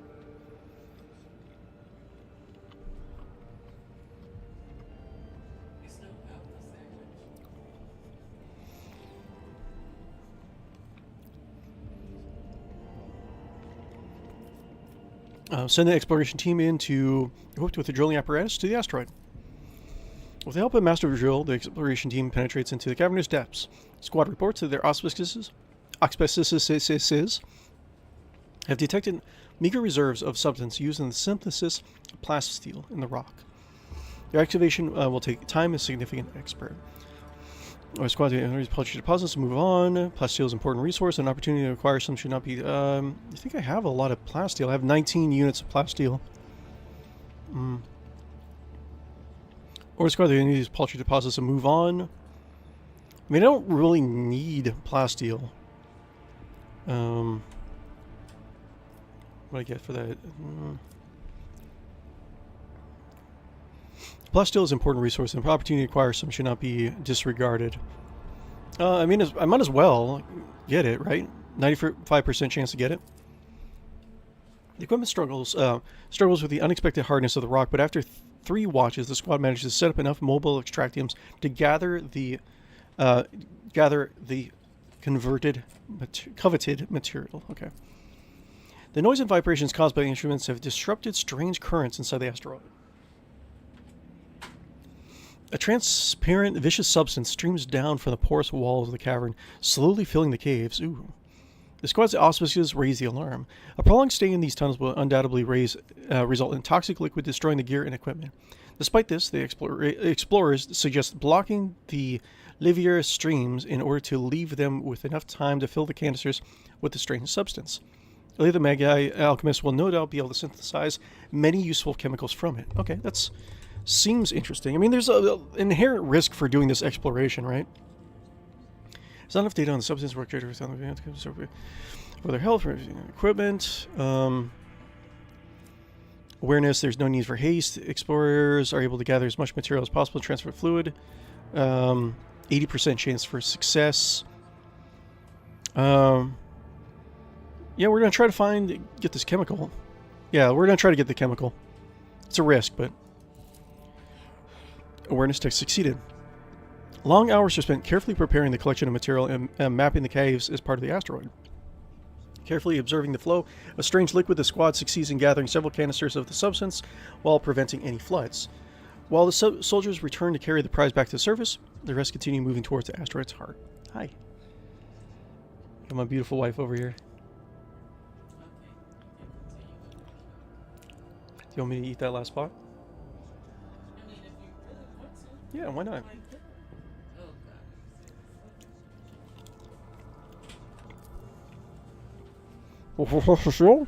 The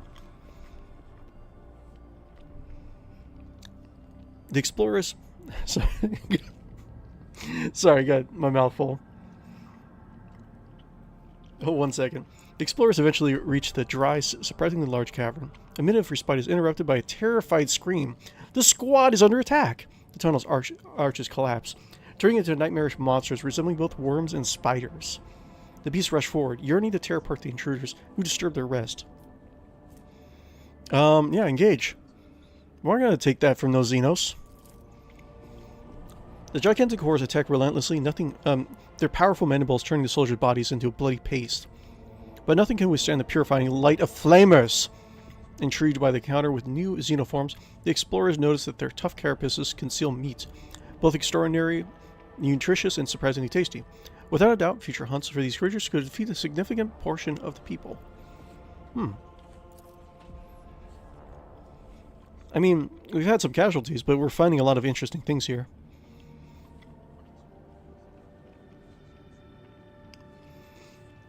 The endless caverns eventually lead the explorers to the very center of the asteroid, where they met with a yawning cavity of unimaginable size. The giant rock turns out to be housing the curved, shapeless buildings of an unknown xenorace. Fragile, built out of sand. Built as if out of sand. Intriguing find awaits the squad in a long-dead city. Uncountable quarries of ugly totems made from crystal phlogiston are built into the walls of the most twisted buildings.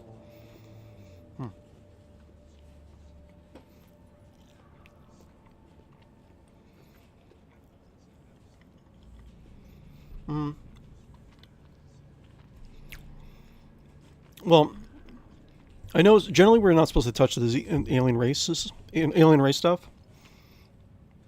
But we're not only colonists, we're not only explorers. Well, we not only colonists and adventurers.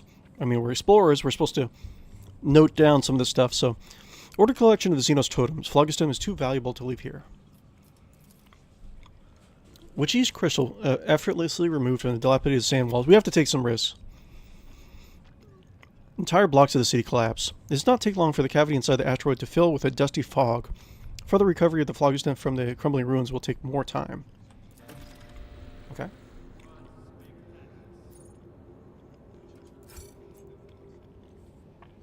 Interesting. Okay, so we... Is that it? Okay. It's interesting. Did I just miss this before? Or...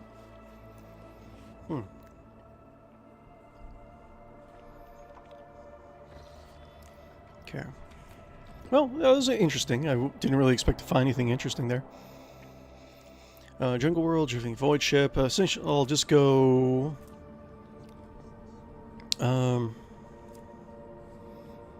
see here. I'll just go to a place that looks like it has not been explored.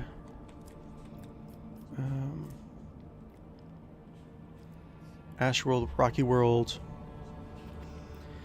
Let's see. Planos, Delos, Dead World. Okay, let's just keep going. We got Savannah World, Eye of the Magnetic Storm. Within rumor proximity, Eye of the Magnetic Storm, visions in the dark. Okay, so within rumor proximity. Okay, sure. Colony system within rumor visions of the dark. Okay. Sure. Let's just go and take a look. Promethean Xenotag landing spot. Adamantine, Augur's anomaly. Sure.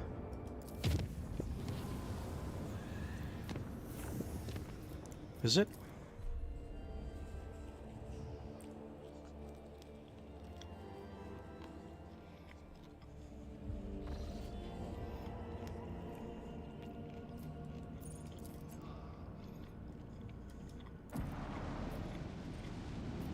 Hostile. Rocky World. Wait, is it? More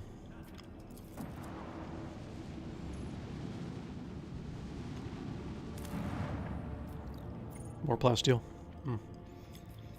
Don't really need any plasteel at the moment.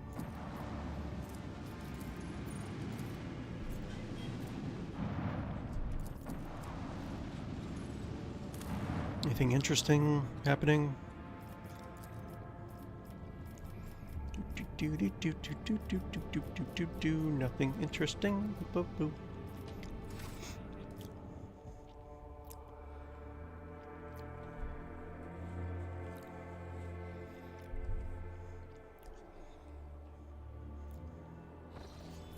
Okay, so within rumor has visions of the dark. So in order to follow up on the rumor, I guess I just have to go to one of these systems and just take a look around. So let's do that.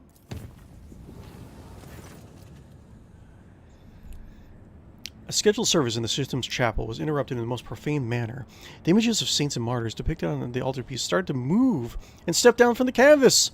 The congregation was filled with terror, and dozens perished in the stampede. The vision disappeared on its own, but it claimed several priests and altar attendants. It said that the frenzied shrieks can still be heard echoing under the vaults of the chapel during prayer.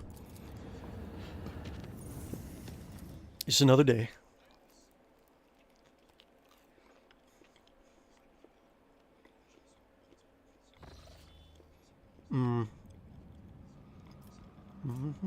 Alright, explored.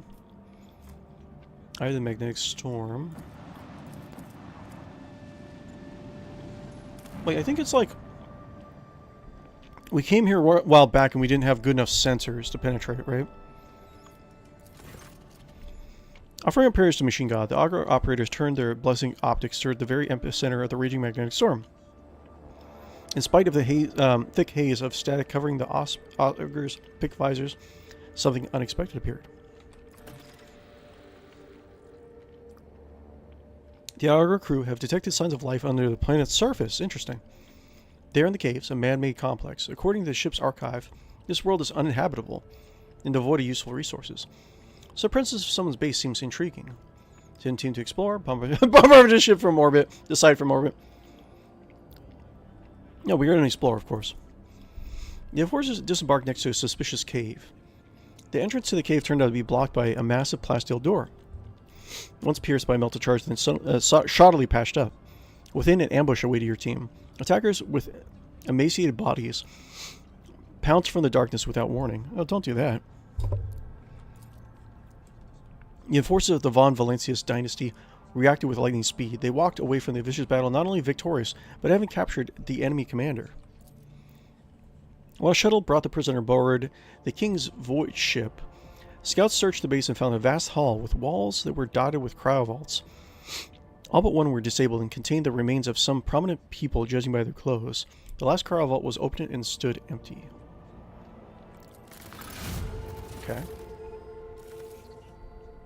In addition, a curious machine was destroyed during the battle. As further inspection would show, this was the very contraption responsible for creating the magnetic storms blanketing the planet, concealing the cemetery from prying eyes. Okay, interesting. As machine spirit extinguished forever, the tech priest still managed to extract those parts that held value. Mechanicus creations, okay. Got it. Examine the cryovaults, interrogate the prisoner. We got talk. Who are you? Under torture, the bastard confessed to belonging to the cult of Saint Drusus. What? They're one of the quote air quotes good guys. His brothers and sisters were tasked with guarding the strange cemetery and preventing anyone from entering. Equally cannot hide the unfortunate inhabitants of the cryovaults were killed by his people. Alas, this was his last confession as the harsh interrogation finally took its toll. Oh, bye. Okay. Wait, that's it? I can't look at... Wait, I can't look any more into it? Okay, whatever. Great. We finally see what's going on with the magnetic thing. Okay, whatever.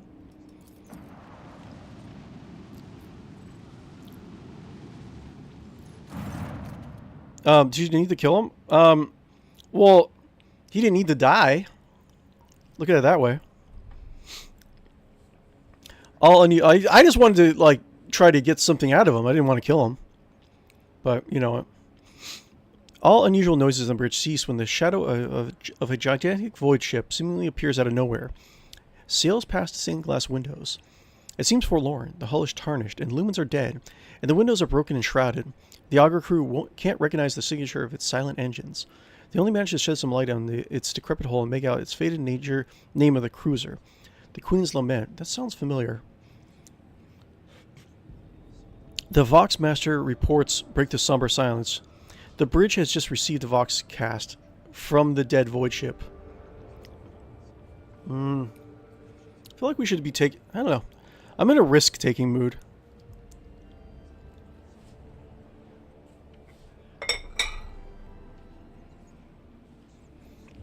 The king with a mouthful of, you know, haunch and beer.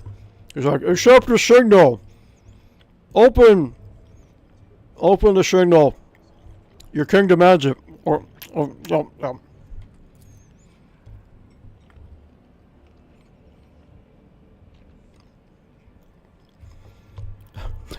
He's trying to eat faster. Vigdis conducts a full Vox system check and reports that the communications are in order, even though only eerie, unnatural silence could be heard through the Vox. Worried murmurs sweep across the bridge. The officers are certain that this is a void ship of the old ghost stories. The Queen's Lament has appeared countless times in the corners of the Imperium. I must have heard it from some other 40k story. Like a ghost, it manifests out of nowhere and just mysteriously vanished in the darkness of space, taking with it who dared to board. Guess what's going on? You guys are going to board it! Lord has succeeded. The Queen's Lament. The rogue trader has heard of the name before. The void ship was destroyed by Xenos in one of the violent battles for the Expanse over 3 millennia ago. They say the captain was a devout and vengeful man. Attacked the Queen's Lament.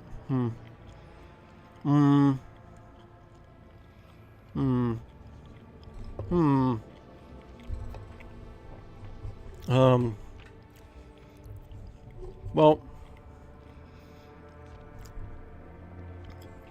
send scouts, I say. Circle. Yo, over there. Get a boarding party. Get a boarding party. Go over there. Go into the cursed ship. This is good. Good hunch. Send my regards to the chef. Anyways, get on the ship. The cursed one right over there. And take a look around. Tell me about it. The shuttle carrying the soldiers docks with the Queen's Lament without impediment. Using the disparate blueprints of the other Imperial cruisers, a scouting party set up the bridge, followed by dark, unpowered corridors that somehow retained oxygen and gravity.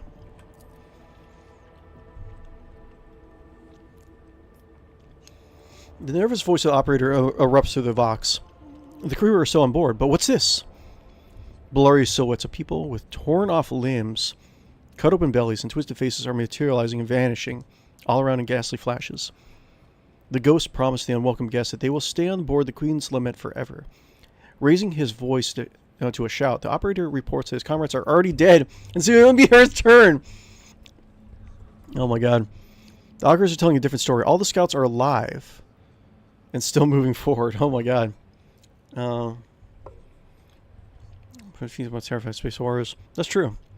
Like we encounter stuff like this on a day-to-day basis.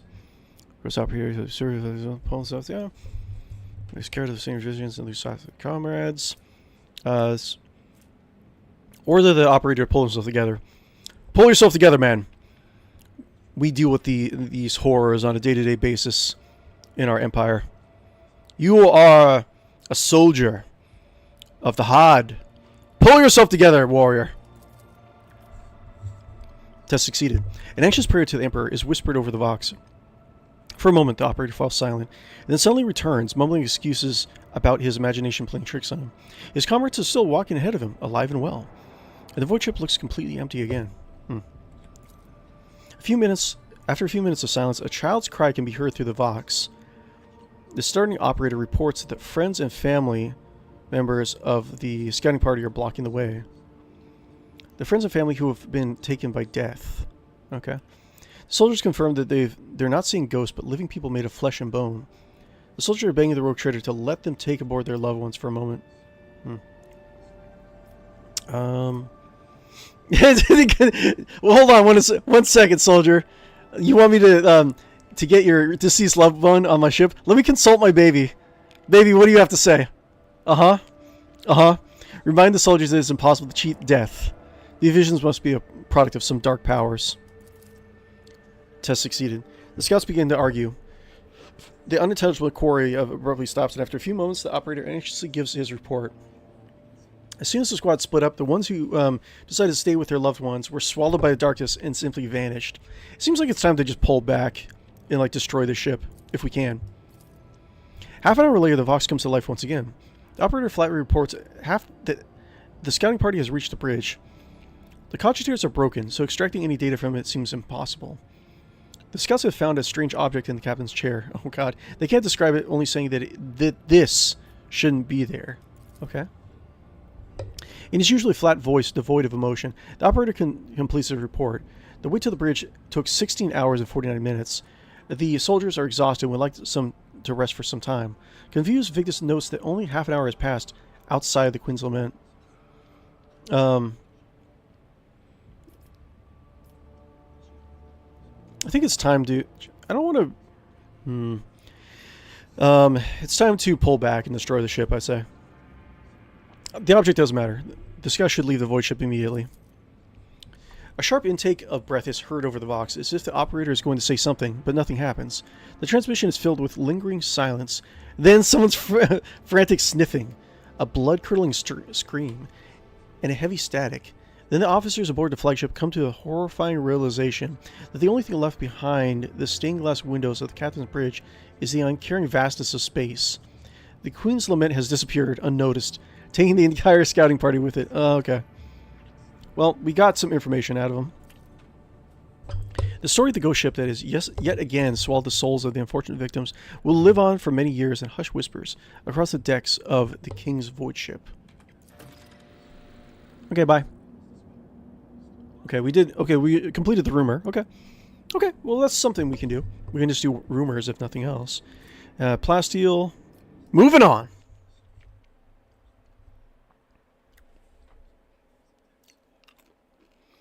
We just want to rest for a little bit. No. That was pretty cool. That was a pretty cool side quest. I like that.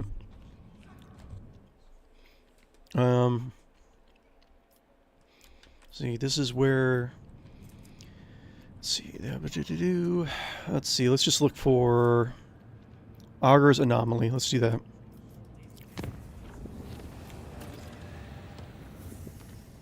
Janus has become a new stage of development. Okay, let's check it out. Your lordship, a monster storm has broken up on Janus. Okay. Apocalyptic anomalies are tearing our agro world apart, and the epicenter is in the corrupted sector. Something must be done before the whole colony is destroyed. We must find the source of this madness. Janus, come on, calm down. This is not like you at all. Tell me, what's going on? The moaning earth, the purple glow in the sky, fires crashing on the ground from above and turning all they touch to ice. A terrible noise sweeping through the cities and killing anyone who hears it. The furious storm has covered half the continent, but we can see its epicenter from orbit. The ruins of the xenostructure complex, what we thought to be the debris of buildings, it turned out to be a machine, and now it rouses from its sleep, emitting blue and purple lights from the spheres fused into it. The only relative safe areas are those parts of the corrupted sector that have been scarred by our weapons. For some reason, there are fewer anomalies there than other places. Okay. The deadly spirits have become more material, and now everyone can see that they are not dancing, they are fighting. Fighting and chanting two names, Halicon and Kesse. This is the problem with only playing this game once a week.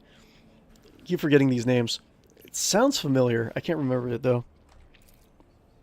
Thankfully, there are much fewer of them than there were before. Gaps have even appeared in the horrifying cyclone of dance twisting about their epicenter. Let's see. What do we know about this cataclysm? The leader of the Inquisition squad, Lady Zhu, did not grace us with a full report since she has been hastily preparing for the expedition into the heart of the anomaly. But she mysteriously claims that we have become witness to an ancient feud between Xenos. Okay? In spite of our unfamiliarity with their conflict, it is important to choose our ally in the struggle wisely, whatever that means. Thanks, Inquisition. Some wretch by the name of Kaig has come out of the wilderness to meet her people. It's hard to understand him, but he has managed to explain to the soldiers that Halicon and Kesai are fighting. Halicon in the usual way, and Kesai in the wrong, corrupted way. Okay, thanks. That makes sense. It seems that he wants to collaborate with us and is trying to ask for help. Okay. Oof, look at those. Look at these penalties, man. Okay, have this rich guy leave my soldiers in the force. We're ready to cooperate. I don't even remember who they are. 30% chance. Okay. Some wretch by the name of K has come out of the... no, we're not... I mean, this seems like better. 60% chance of it. But people should... I mean, we chose in the last scenario to cooperate with the Inquisition. Succeeded. Nice. Okay, the escort squad reports that the people of Lady Zoo are demonstrating incredible skill, swiftly dealing with the anomalies and advancing toward the epicenter. Okay. People have reached the Xenos ruins that once served as either a palace or gargantuan machine. They've encountered an extremely high concentration of spirits. Sorry, burping.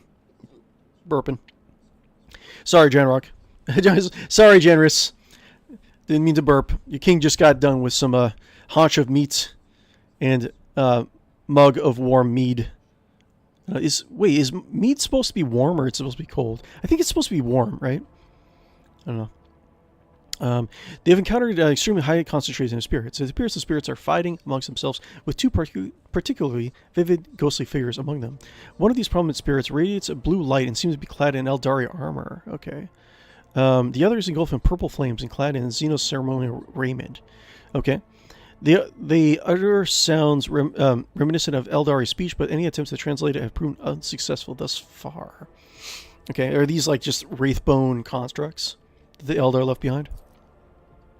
Unfa, what does it matter whose spirits are babbling about? They both must be slain at Vata. Turn your warriors to inspire them to fight for their homes to the very last. I like that. They've already made sacrifices to get this far, so remind them what those sacrifices were for. Lady Zoo intends to fight both sides of the spirit conflict, but your soldiers are waiting for you to confirm her orders. Tell my orders was free of eventual Xenos and their Lord Captain. Tell my warriors that they're fighting for Janus's future, one where the world is free from vengeful aliens, and that their king is watching. Filled with courage, the king's warriors charged forth as if their sovereign was at their side. Their wounds, exhaustion, and losses forgotten, they each fought with the strength of 4 soldiers and exterminated the spirits, both blue and purple alike. The anomalies stopped ravaging Janus. A group of explorers carefully approached the site of the battle and began gathering evidence to shed some light on the recent event. Piecing together the knowledge that they had gathered, they were unable to retrace the history of the world. Okay, so from what I remember, Janus was a Eldar maiden world. It was like thousands and thousands and thousands of years ago. It was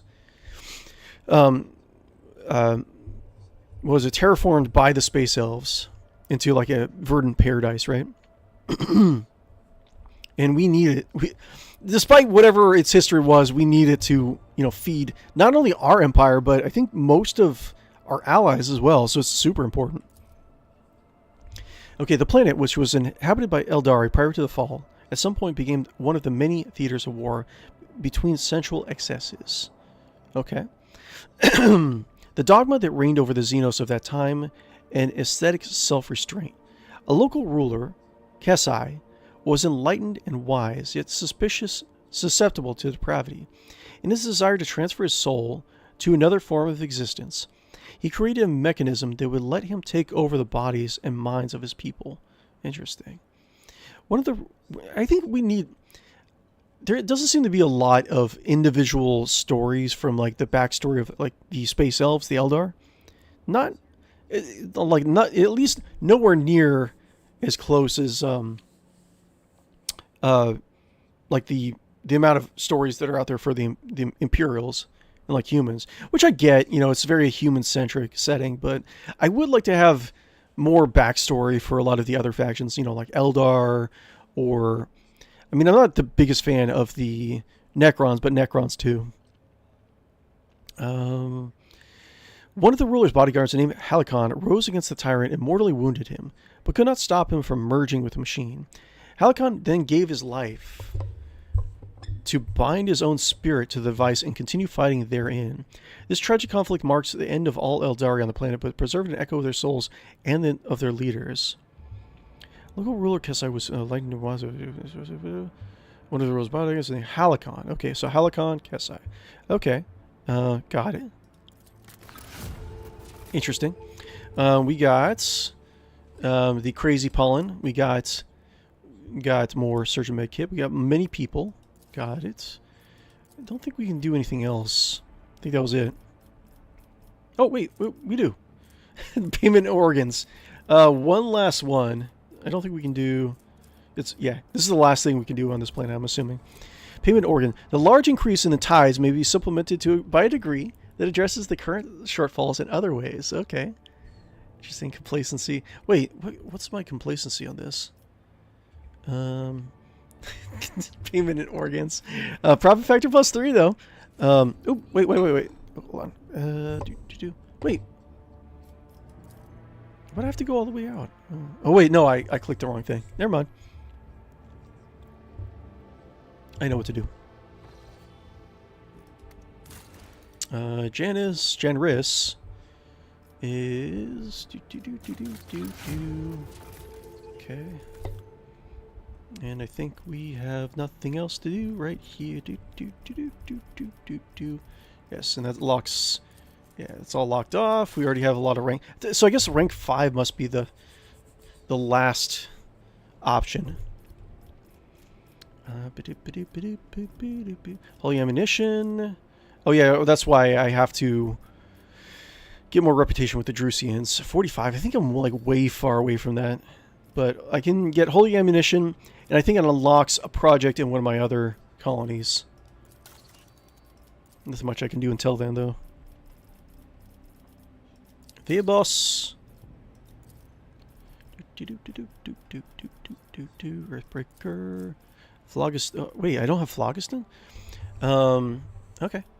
So I can just need Phlogiston. And some other stuff. Wait, did I miss something?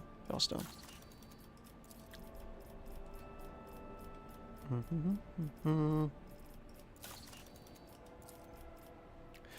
Secrets of the Winter Scales. Yeah. We're gonna move into Winter Scales. Legend has it that the House Winter Scale holds the secret of gas factoriums, workshops in which tons of organic raw material pass through the fermentation vats, hot rollers, and pressure exhaust to yield valuable chemicals. The secret technology can enable Janris to produce enormous volumes of promethium. However, only the most skilled and highest paid smugglers will be able to task with stealing this treasure. That's fine. Profit, get some provisions, and then you'll make Winter Scale a little bit more irritable. That's fine. Chemicals, promethium, that's fine. It unlocks more stuff. So let's do that. More stuff. Arc Mechan. Okay, this is Pascal's thing, right? Jungle World, Xenotech, Arctic Explorer, Arctic Anomaly. Seems like a lot of places to explore. Have we been here? Have we been here? I'm a little bit confused now. Oh, wait, yeah, we have. This is the bottomless pit. I don't think we can do anything else here.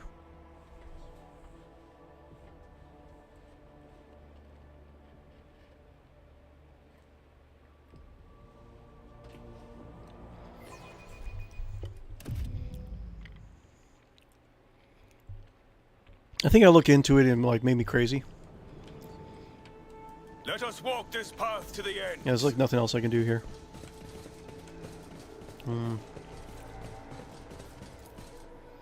Black impenetrable darkness carries on with its silent existence.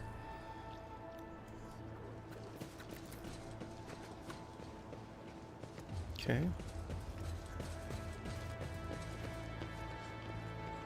And nothing much we can do.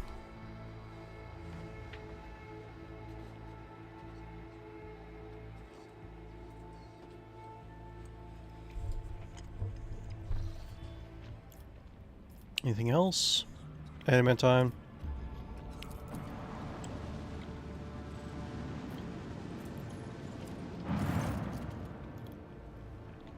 Your Lordship, hailing the ship surrounding the Hermeticos wreck leads to receiving the following transmission.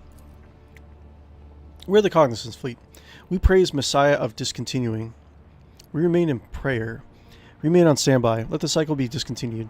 The Omnicide knows all, comprehends all. We are the Cognizance Fleet. We praise the Messiah of discontinuing. Okay. Pascal, it looks like a gathering of believers in discontinuing the cycle. Pascal, confirmed. The number of adherents of discontinuing the cycle does not correspond with the earlier prognosis. The willingness to declare one's commitment to the teachings of the Blessed Amaranth is anomalous. This unit is intrigued. Is there anything unusual about these ships? Helmsmaster Ravor, yes, your lordship. We're picking up traces of recent combat on many of the vessels, numerous traces. Based on initial radiation background assessment, it appears that the Adeptus Mechanicus weapon has been used against them. Okay, so the Mechanicus have been fighting the Mechanicus?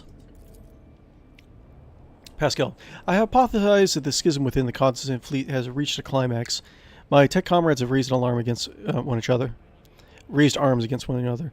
It is with sorrow that I register this information in the archive. Yeah,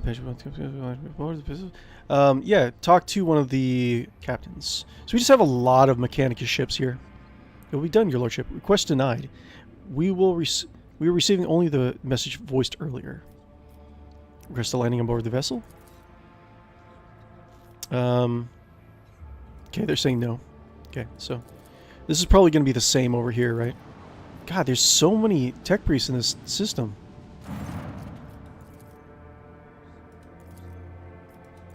Okay. So let's do... I think this is just Pascal's side quest. We'll do that. I have not been leveling up Pascal at all. Actually, you know what? Let's do this. Since we have to take Pascal along with us, let's respec Pascal. Maybe even change his like class through the editor. So I want to play around with some other stuff. It'd be interesting to kind of make Pascal into a different type of character. It's going to take a while, but yeah, you know what? The crunch. Sometimes the Emperor delivers us with blessed crunch. And we must just be thankful.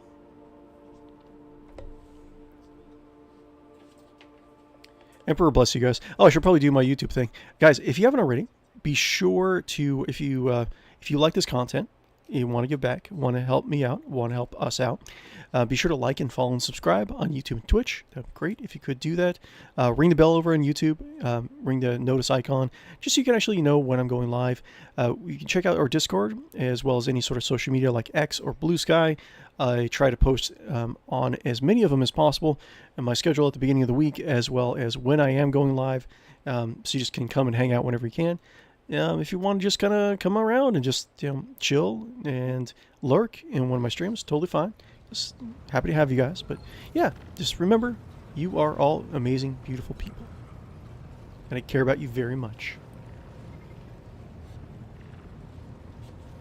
Okie dokie. Let's respect Pascal.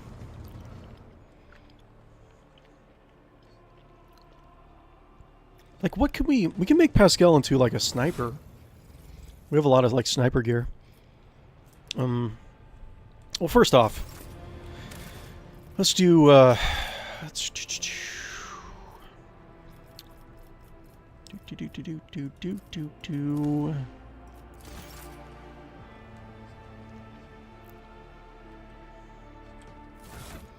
Let's take a look for some of this. Name for Z, type in descending order. So we do have a lot of sniper stuff. What do you have, Pascal? You have one weapon slot, but you can use two-handed hammer, two-handed weapon, two two-handed weapons, one range, one melee, and then what? Let's move some of this stuff over here. Unequip some of this stuff.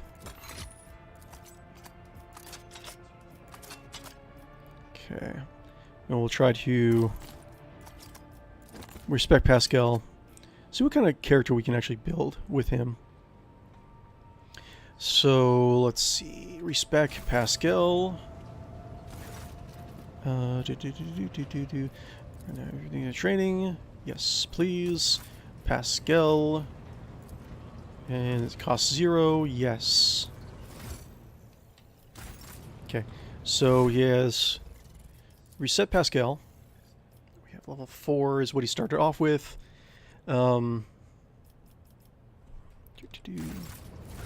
Character Pascali-Poo. Archetypes. So he starts off as an operative. And we can do, well, you can do bounty hunter, grand strategist, executioner. Let's see. What can you do with Pascal?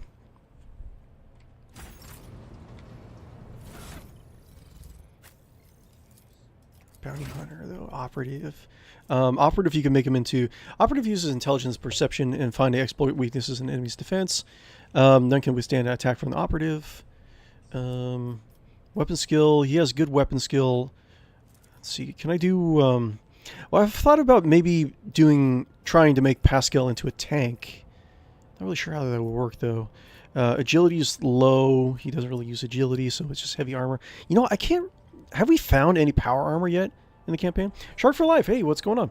Hey, look at that friendly fellow with his 80% fellowship. Yeah, I know, right? He looks so friendly, too. Look at that. Look at that wonderful scowl. What's going on, Shark?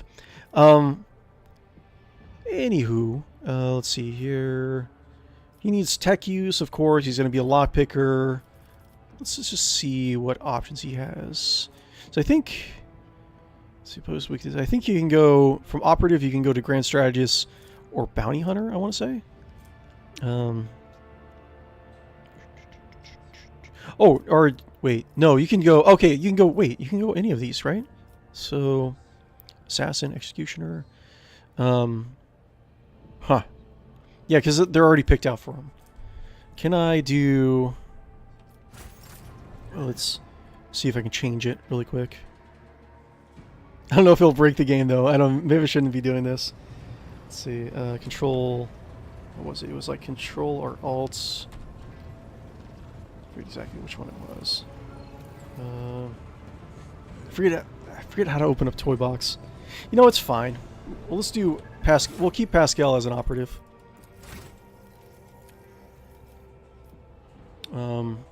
Choose characteristic. He has ballistic skill. He gets weapon skill. He doesn't get... strength, he doesn't get toughness or anything like that. What does he have already? He has dismantling attack. The operative immediately removes... Okay, one exploit on the... Okay. What do I want to do? I want to maybe try... Maybe like a range tank? Or... I don't know. Like, what would be good? Let's see... Wait, let's go back. See what kind of gear we have. Let's see how we want to build a Pascal, right? Can I do... I wish I could just do like a level, sort stuff by level or strength of gear, right? Let's see here. Power, plasma gun. We can do plasma. 45 armor pin. Armor pin is not really that big a deal anymore. We can do Xenos stuff. Fusion gun. Do Melta, single shot. More Melta. Melta Scorch. What do we have so far? I think like we don't really have a ranged attacker in the party. We can do like range. We can do like range AOE. Ashen Breath. Weapon is, you can't use more than that, though. Hold on one second. Can you use... Request denied. Okay, so you can't use 2 sets of range weapons. Okay. That kind of sucks. Let's just look around. Let's kind of get an idea of how we want to build them. If we can do the interesting builds. Because there are a lot of interesting things here. +5 Fellowship, +10 Dodge, Combat Tactics, Bleeding, Heroic, Act, use increase awareness Dodge. I don't know about using heroic actions or like a synergy that uses more heroic acts or like the ultimates, you know? Because it's like you only use it like what? Like once or twice in combat? Dodge the melee attack, the critical hit chance until the next turn. But he's not going to be dodging anything, that's a thing. Combat cannot be dodged or parried. Giving me some burning. It's like... So you can't have another slot, another weapon slot for Pascal. So you can't like get like one sniper and one like AoE range thing. That's the thing. Seems like generally he gears himself more towards part melee, part range, right? So, Cloak of Shadows, any attack opportunity. Yeah, there's a bunch of like weird stuff to like focus on. I mean, the burning. Wait, what was this again? When it ends return, burning's room mythologies and allies. Definitely don't want that. I want to set my guys on fire. Busting damage against back to Garen's aware a +1 rate of fire or strike count for any weapon capable of burst attacks. I mean, interesting. I guess... Hold on. Like, I can't do Arch Militant with Pascal, can I?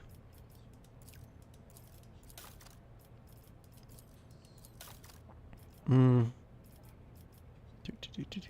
to archetypes. I mean, if I remember how to do Toy Box, hold on.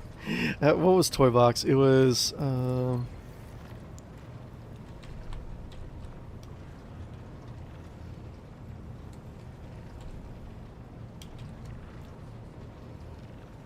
I can't remember. Let's see here. Whatever. We'll have plenty of times in the future to actually build a new character from scratch. I mean, he only has 4 levels of operative. We can just build a really good operative. So, let's go back here. Let's see. +10 to parry. It's like we already have 2 potential tanks. We have Abelard and we have Ulfar, right? So we don't need Pascal to be an off tank. Let's see, so bonus perception. Each enemy killed by wearers. Area attacks increased by wearers. Damage by 3. Area attacks, melee area attack. Death from above. He's not going to be assassin. Diffuse all incoming damage. Direct damage. While the wearer's weapon is a base rate of fire or strike count equal from 2 to 4, that parameter is increased by 1. If it is a ranged weapon, the recoil is doubled. I don't know what that means. If the wearer's weapon has 5 or more base rate fires hit chance, whereas burst attack is increased by 12%. The hit chance of the wearer's burst attack is increased by 12%. Okay. If it's a ranged weapon, its recoil is negated. Okay. So we could do like just range Pascal. Can you use... I wasn't a big fan of the like heavy bolter, but let's see here. Rate of fire 1. Just make him a sniper. Dodge reduction. When where weapon hits are must pass their toughness test with a range, but become blinded for 1 round. We can do just make him into a sniper. We don't really have any other snipers, right? The roar. It's just accessory might choose what we're going to be doing. Critical hits made with a ranged weapon increase their melee weapon. Okay, this is interesting. Each of the wearer's critical hit chance made with a ranged weapon increases their melee weapon critical damage by +1 strength until the end of combat. I'll just put this on here for now. Not saying I'm going to continue to use it, but we'll see. We'll see. Increase all incoming damage. Let's see here. And he specializes what? It was perception and intelligence is what he gets bonuses off of. Bird cloak, persuasion, full cover. Wait, when a wearer is adjacent to full cover, their dodge chances calculate without. Increase melee damage against demon enemies. Damage against enemies that don't damage to wearer. After you perform a melee attack, where you return by attack of opportunity. So yeah, I think we're probably going to maybe do either AoE or sniper combination with quick individual attacks maybe. Each time the wearer dodges, maybe make him an assassin, like a range assassin. Like the king is going to be melee assassin, but I think they do have some range abilities as well. Where do you dodge a melee attack? Well, wearer's weapons base rate of fire. Wait, didn't we already see this? I think this is emergency injector. Coat grants a wearer +10 parry. What we got here? There's the Astartes. +1 rate of fire strike count for any weapon capable of burst attacks. Is there a multi-attack sniper rifle? Sniper rifle, pattern sniper rifle, single shots. 2639. Okay. Deadeye shots. I'll put projectiles increase over penetration. Sniper rifle. We can do shotguns actually. That would be interesting. Hold on. Because I think we do have a couple interesting shotguns. So Pascal could be like a, because I think there is a talent that lets you do that lets you use like a range weapon or two-handed range weapons in melee. Rending shotguns, knock back enemies when shot at. So is that considered push though? I mean, I might just be building up. I could, because we've been seeing a lot of like push talents and push gear, right? So we can build. I kind of want to build. Maybe we should try it. We'll do shotgun Pascal. So rate of fire, because I think there are shotguns that have additional rate of fire as well. I think I'm going to do that. Let's try it just for fun. Okay, so let's look for the shotgun stuff. Stubber. Nullifying shotgun 21 through 31. Nullifying shotgun. We'll put this there for now. But I'm sure there's more stuff. Autogun, shotgun. Ooh, 70 to 100. Double-barreled shotgun. Dodge reduction 33. Rate of fire 2. Oh, there we go. Rate of fire. Rating shotgun. This shotgun never misses. This shotgun never misses. Okay. Interesting. So that would be good, and then we can just pump into weapon skill and don't worry about range. Double-barreled shotgun. Look at this. This is just a shotgun. Okay. This is fun. 70 through 100. 1 armor penetration. Oh, nice. Good job. Good job, sweetheart. My wife is very talented. Doing a lot of interesting stuff. Okay, shot we got 1% armor. So bad armor penetration, but 70 through 100. Feel like might be good to do that. We'll have we have multiple different types of shotguns, right? So we can do Terrax Slayer, single shot, deadeye shot. What we got? Yeah, we'll make him a shotgun. Shotgun Tech Priest. We'll try that. Heavy plasma gun. Heavy plasma gun. And solid projectile. So we can specialize in solid projectile. I think if you give him the solid projectile talent, it does give additional armor pen. Since his armor pen is so low, we probably should pump that up a little bit. Heavy plasma gun. I don't think there's any Let's see here. I don't think there's any like Xenos shotguns. Las. Let's see. Look around there. Just sniper, sniper, sniper, sniper. Swarm protector. I kind of see in here. And yeah. Unilith. Sniper, sniper, sniper, sniper. Sniper, sniper. God, there's so many sniper rifles in this game. Flamers. Flamers. Toxic burst. There's toxic stuff, but damage is so low. Okay, let's just breeze through this really quick. So I'll do now something that we can do. I think he can do like one-handed weapons too if he really wanted to. So we'll do shotgun and one quote quote hand, and we'll do Wasteland Traveler. I'm sure there's an. Let's see, 10-18, 50% armor penetration, 18 through 26. We'll put in there for now. Let's see here, 18 through 20. I think I have a better two-handed weapon somewhere. Curse Bringer. This is Force Sword. Yeah, I don't have any melee psychers, unfortunately. Force Sword, Force Sword, Force Sword, Force Sword, Force Sword, Blade Sword. 35 cleave. Mason Havers have a special attack that pushes enemies away. Maybe I should actually do that because we're gonna try to do. We're gonna try to actually do shove specialty or push specialty. I don't know if like the shotgun is gonna do that. Rending shotgun. Wait, it doesn't say it pushes them back though, does it? I think the other shotguns do, but this one doesn't. Range 2. Rending shotgun. I don't think it does now that I think about it. So maybe we shouldn't do. Maybe we shouldn't do push specialty. His kit gives bonus to plasma guns, if I remember. Yeah.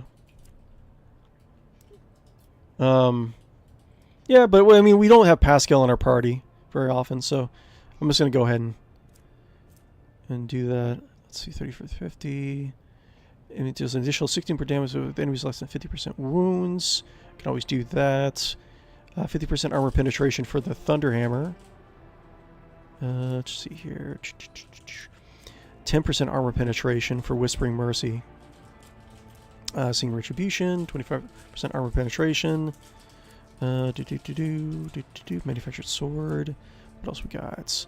We have a lot of Xeno weapons also. Let's see. I feel like I can do. We'll do Blade Sword. What light? That's. I don't think I have a talent that can pump up the penetration on this guy. We do have. What we got? Dueling Sword. These are just like standard stuff. We should probably actually recycle them. Mars Power Axe. 21 through 31. This is better. Mars Power. I feel like I have better melee weapons somewhere. Earthbreaker. 26. 3 penetration. 50 penetration. Power Axe. Power Pick.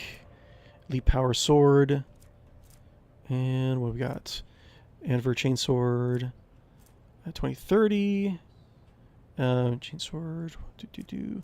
Scorpion Chainsword. Stardy stuff. Feudal Rabble.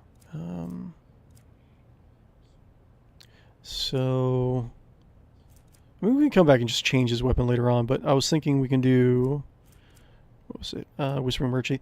Or see, we can just do stuff that does armor pen, because a lot of his kit does, he can reduce armor. So we'll just do like high damage, low armor pen for Pascal. And in terms of, let's see, power, oh, there is power armor. Hold on. Wait. Familiar power armor. Didn't I? So we do have power armor. Where's Abelard? 80%. Oh wait. Oh, you know what? Because I know. Dodge penalty. I think I got Abelard. We got this as a quest reward. I just didn't. I forgot that we're waiting on it. Enchanted Smuggler's armor. 10% less warp mental and direct damage, plus 5 deflection against human enemies. That's pretty good.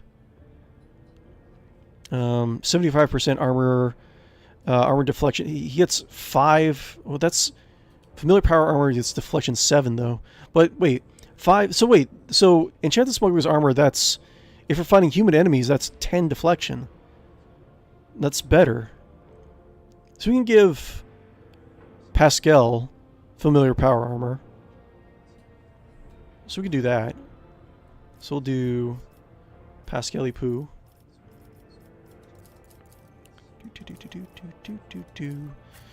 For now, let's see here. We did that.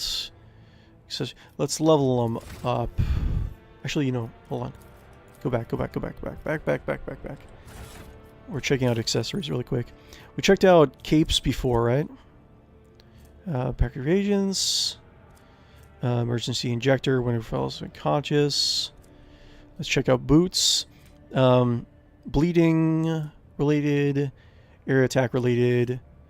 That is kind of area attack related. When the wearer's area attack damages at least 2 enemies within 2 cell radius from the wearer, the wearer gains the kick ability costing 0 AP to use until the end of the turn. And we can just put there for now. Because he can do shotgun and hit multiple guys with a shotgun attack. 2 AP though. It is what it is.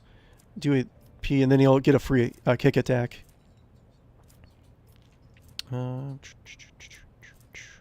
Anyways, how much do you have to have for strength? Do you have to have for this guy? Info. Oh, it's not it's no strength requirement. You just have to have the talent for it. Okay, interesting. So we're checking out boots, right? Okie dokie. Whenever where you choose allies are targeted to their ability, where immediately gains +1 MP. Where it becomes immune to slowed and mobilized effects. Whenever it performs a melee attack whenever the wearer performs a melee attack after a range attack, target of the melee attack should pass a toughness resistance test or get knocked prone.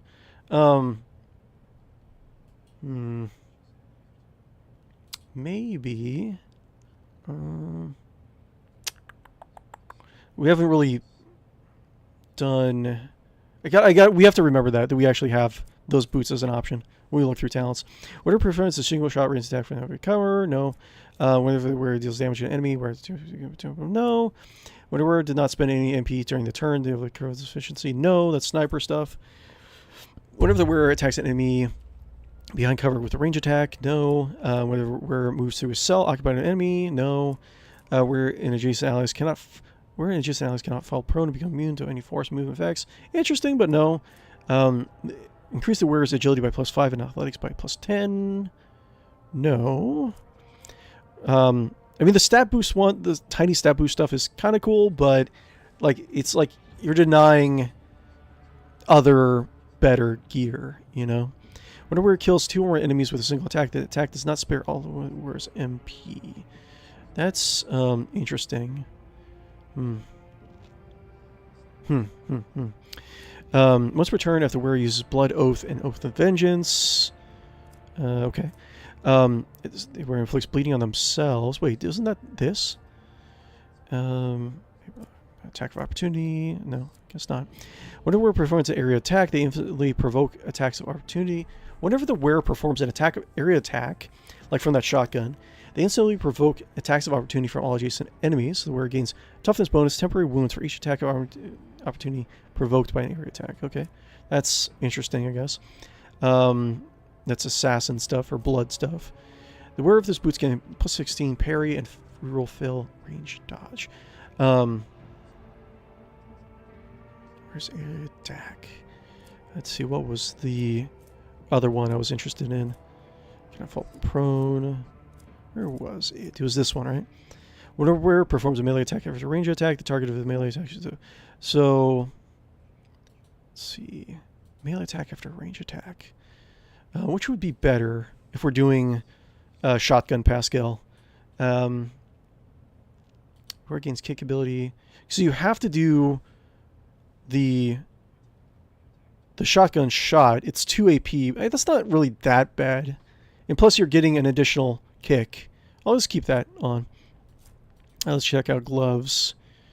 So we got, so far it's, so we're looking at more of a, we're looking at a more like hybrid melee range. And like I think double barreled shotgun has really crappy range too. Range 2 squares. Okay, so he's mostly melee. So he needs movement. He's going to need possibly knockdown stuff. Maybe. Let's see here. Maybe I should do cleave. I should probably do... I don't know. We'll come back to it. And additional armor pen stuff. Increase the critical damage where it hurts. Oh, wait. I missed some stuff. Plus 5 bonus to perception. Plus 10 strength. We'll put this on there for now. Plus 10 bonus to tech use. He doesn't use plasma.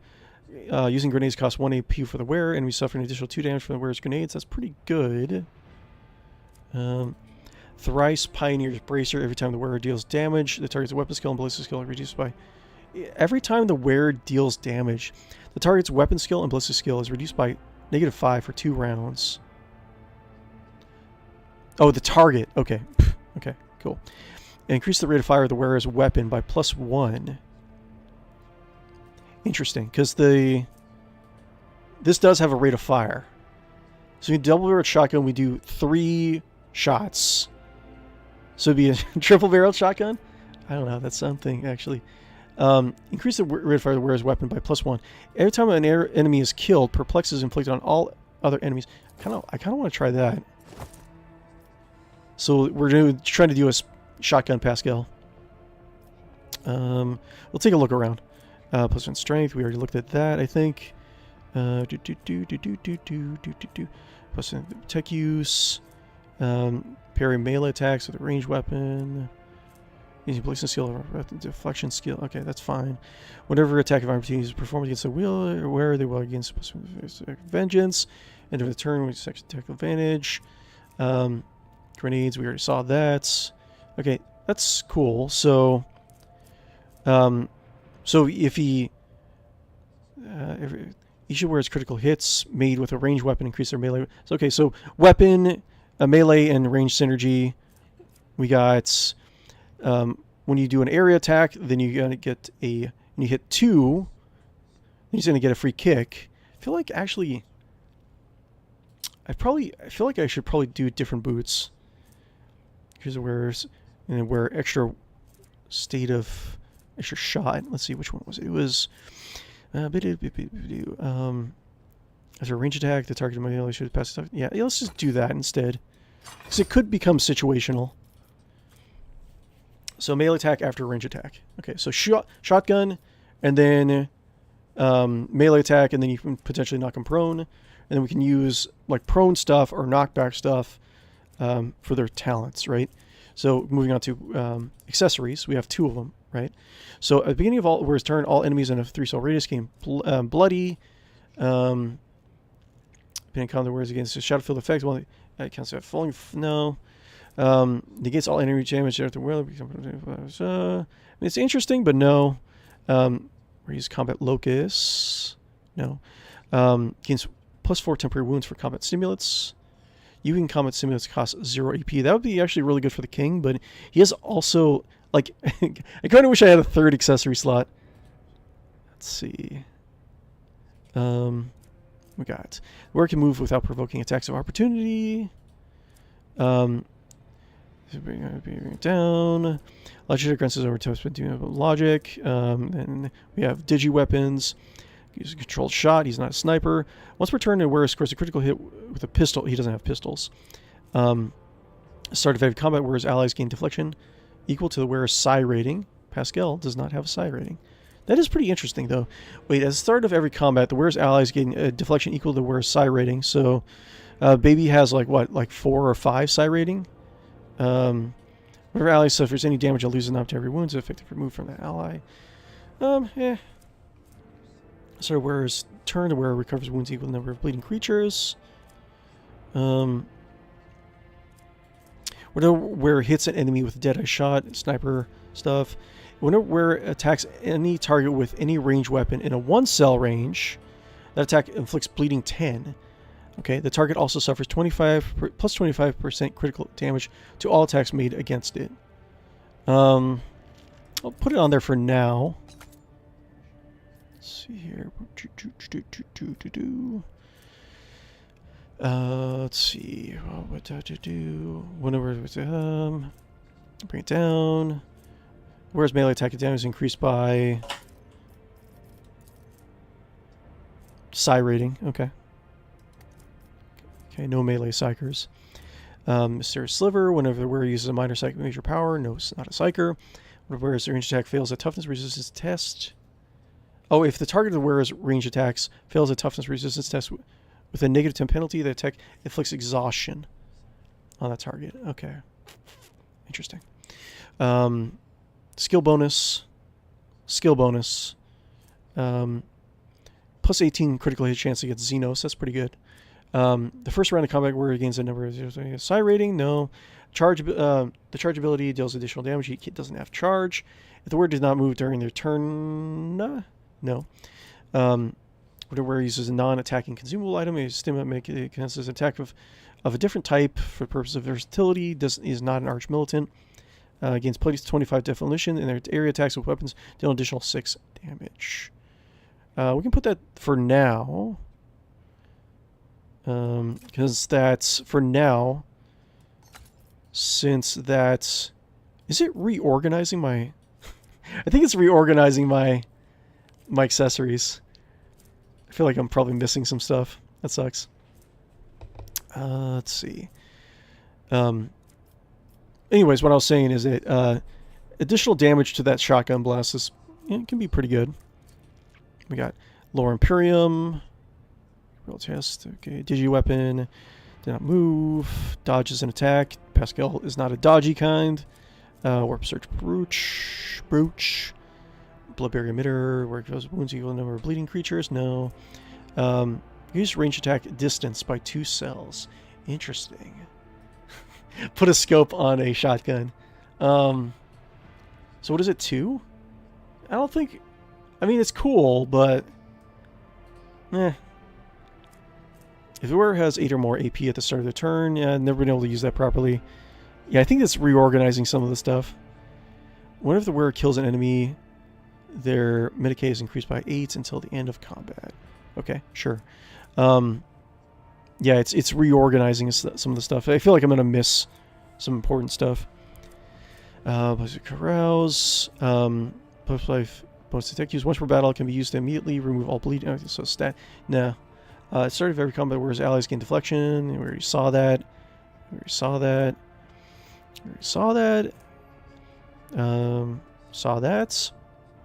Sniper. No. Whenever the wearer makes a melee attack, they regain plus 1 wound. It's okay. Whenever the wearer has less than 50% wounds, every second attack against them is automatically dodged. Wearer gains plus 5 willpower every time they choose an ally or themselves in the target ability. This okay. Let's see here. The wearer gains plus 5 toughness if their intelligence is less than 35. No. Bonus dodge. No. Attack of opportunities. No. Whenever wearer hits an enemy with a melee attack, whereas nearest ally gains plus temporary wounds. No. When a wearer kills their target with a melee attack, all enemies in a 2-cell radius will suffer willpower mental damage. Interesting, but no. Whenever the wearer ends their turn, they gain 15 energy damage with armor penetration equal to wearer's into... Wait, what is it based off of? Okay, so 3 times your intelligence bonus. So I can do... Intelligence of 50. A number of damaged creatures exceeds 3, the wearer suffers the... Oh! If the number of damaged creatures exceeds 3, the wearer suffers the staggered effect? Boo. It's dumb. Almost good. Almost good. Whenever this bad gains a stack of versatility, they also gains plus 3 momentum. Interesting. The wearer gains the Dance Macabre ability. additional movement, essentially. Kills enemy, scores the critical hit. They gain 2 movement points on the next turn. Bleeding, burning stuff. Within per combat, if where it does not use any abilities during turn, they can end their turn to immediately gain all allies edges an extra AP. It's kind of cool, but it's kind of feels kind of situational. Monocle grants. Okay, so we got held pieces now. Okay. Plus 15 commerce. Sniper. So skill. Plus 20 to all lore skills. Also, maybe. Successful single attack. If they stun the target from penalty, where successfully dodge a parry's an incoming attack, they get plus momentum. Interesting. Plus 10 momentum is actually pretty good. I feel like you can give this to your tank and really pump up your ultimate. Whenever the wearer inflicts a damage over time effect, they gain. What was the ability effects? He does not do damage over time. That's Spinner's Mask. No. Plus 25 commerce, plus 25 persuasion.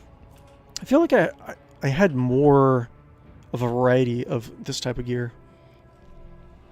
You know what I'm looking for? Is I think some of the stuff that increases knockdowns and pushes is in talents, not the gear that I have. This is where a chance to hit targets at a range of 10 or further by 20%. Grants plus 5 armor. Helmet grants where immunity to enemy critical hits. Grants where plus 10 fellowship. Also grants a fellowship bonus. Fellowship. He has low fellowship. Applies a 10% penalty at the perception of all enemies. He's aware of blah blah blah. Whereas lower imperial test defend on fellowship and self-intelligence.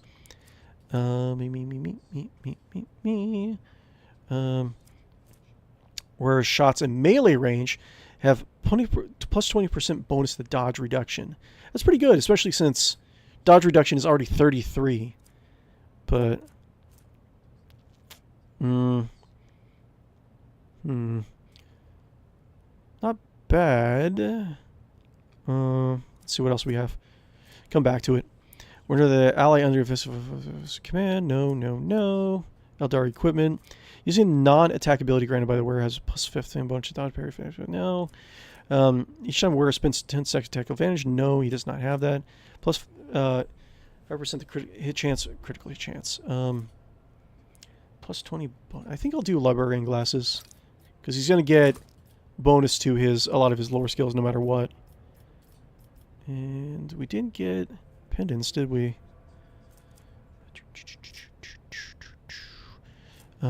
Pendants.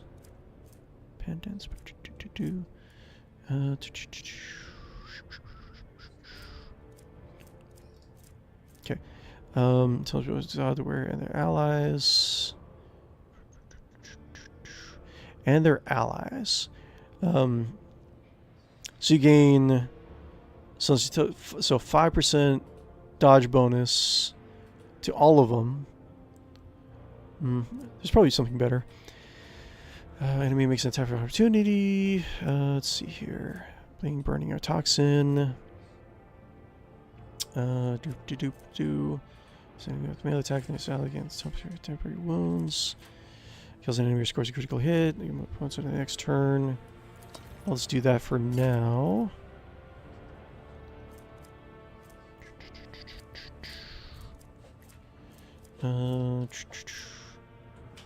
Temporary wounds, 50% wounds, single attacks with bolter weapons, toughness at the no. Plus 20 tech use and plus 20 logic. You can also reroll failed tech use or logic once per test. Business bonus dodge allies. That sounds good.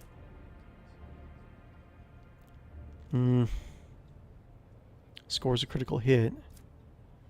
Feel like there's something better I can get. What makes attack opportunities where? Gorgon. Mystery Oath. Burning. Because it's target with melee attack. Defense Acadia. Against a stack of versatility. No. Laughing God's Pendant. We already saw that. Okay, so we're... God, I thought we had more of the pendants. Let's see.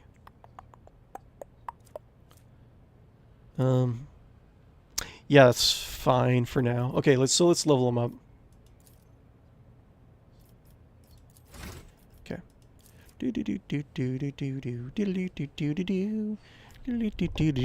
Okay, so he has operative, so you can more damage, right? At the start of the turn, the operative inflicts 1 level of exploit effect on all allies and it hits the target with the exploit. Attack deals +5 time perception bonus more damage. The damage is all increased for each exploit on the target.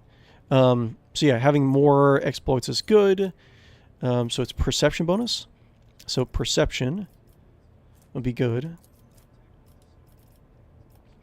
Okay, so calculated relations. And remember, he's going to be movement, no dodge, movements like mid to short range combat combo fighter. Okay, we're gonna try that. 4 total characters use perception, coercion, commerce based on intelligence. It's a fellowship.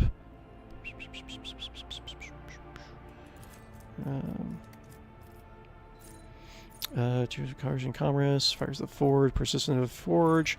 4 total characters gain plus stacking units and dodge reduction against any target with this. Wait, 4 total characters gain a stacking plus 10 bonus to hit chance and dodge reduction against any target they hit with a single target attack.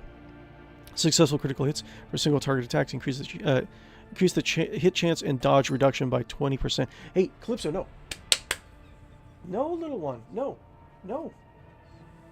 Little kitty's tearing up the couch. Or chairs, rather. First attack in combat with any plasma, melter, or power weapons.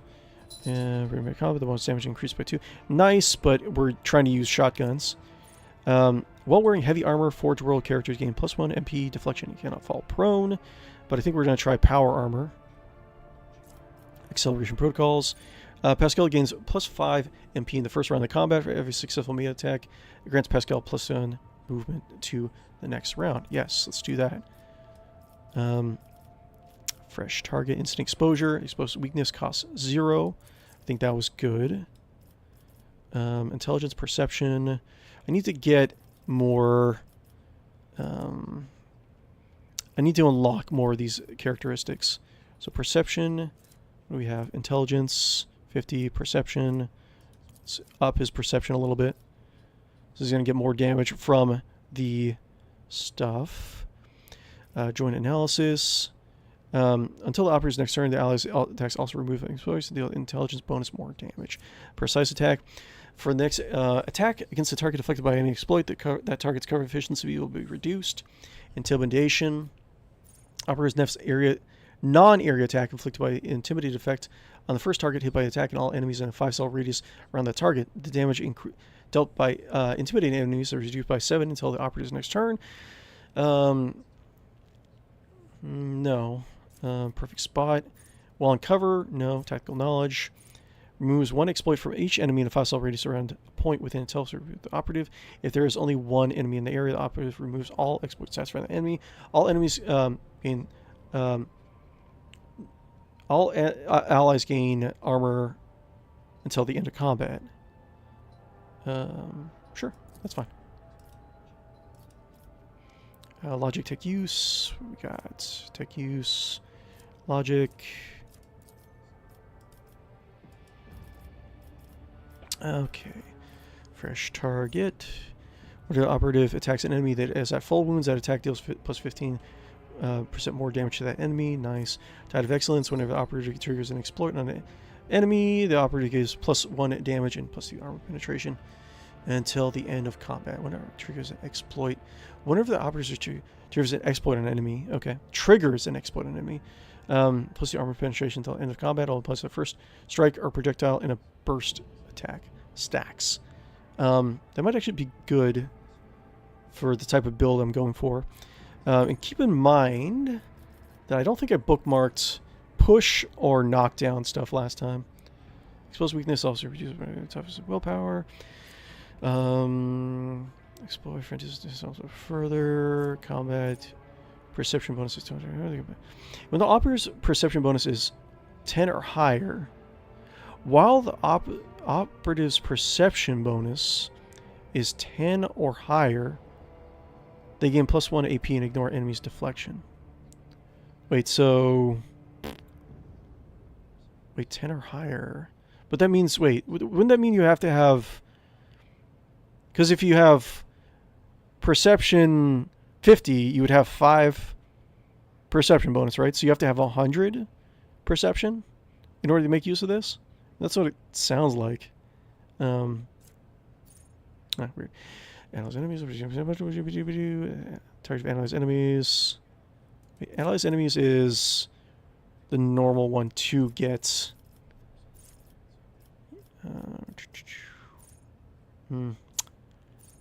This is one additional exploit.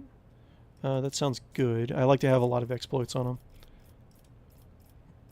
Calculations. So the forge. Let's see here.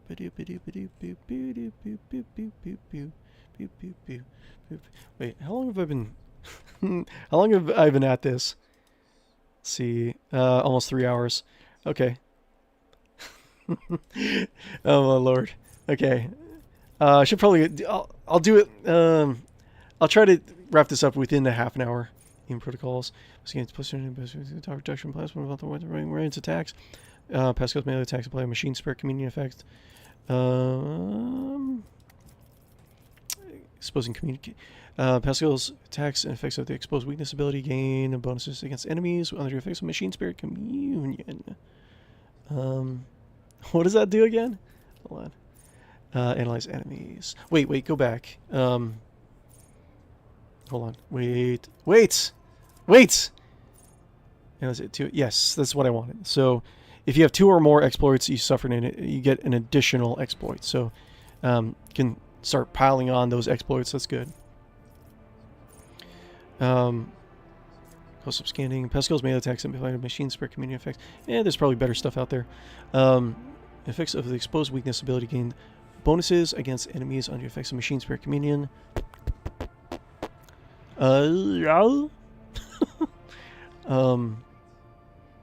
Weakness game bonus. Okay, anyways, filtering protocol. Pascal uses a pediment with them first time around. Yeah, like a lot of Pascal stuff is for like plasma and melta, but you know we're just playing around with them. Probably because I'm not going to be using Pascal often in my party. Probably I would assume not at all after this quest. Pushing them up, it sells away and dealing weapon, dealing intelligent damage. Yes, that's always good. Target cannot move until the end of the combat. MP reduced by 3. It does cripple enemy, reducing weapons until the end of combat. Yes, that's good. Awareness, Xenos, Medicae. Yes, Medicae. Medicae. Intelligence, yes. Okay, reactive study. Affected by exploits. Okay, reactive study. If an enemy is by exploit with a feudal rated for attacks the operative of their ally, after suffers 1 additional exploit. The enemy affected by exploit within a 5-cell radius for the operative, within 5-cell radius from the operative attacks the operative or their ally, suffers 1 additional exploit. Maybe, I don't know. Sniper.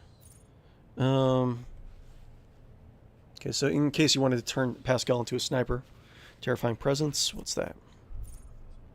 If intimidation kills the target, intimidation. Oh yeah, you're right. I think I know which one that is.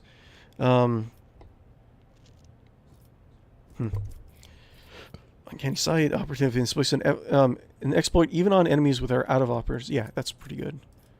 Like line of sight is broken pretty often, it seems like. Awareness, yes. Joint analysis, yes. Calculate relations. AV armor. We're gonna try to aim for power armor. Medicae can edge right.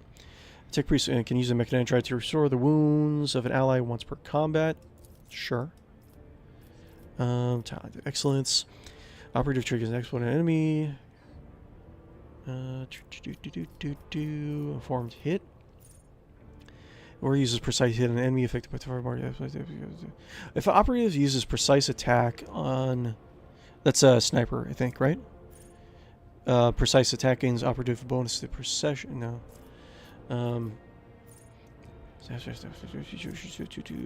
Reactive study. That's not bad. Calculate relations. We saw that. Overcharge protocols. Every time Pascal uses a plasma or melt. Yeah, probably shouldn't have like tried to use Toy Box to change out Pascal's operative archetype, because a lot of his normal stuff use stuff from operative. Every time Pascal uses a plasma or welta, new. So use 20% dodge reduction and parry reduction to melee weapons. If the enemy dodge or parry attack, scanner mechadendrite. Additional servo skill connected directly to Pascal systems increase their perception by 10%. Wait, perception. He gets bonus. His perception gives additional bonus on damage from exploits. So yeah, maybe. Utility mechadendrite. So actually, hold on one second. Let's do power armor proficiency. Strength 45. So that's, I think it's at 35 right now, right? So let's do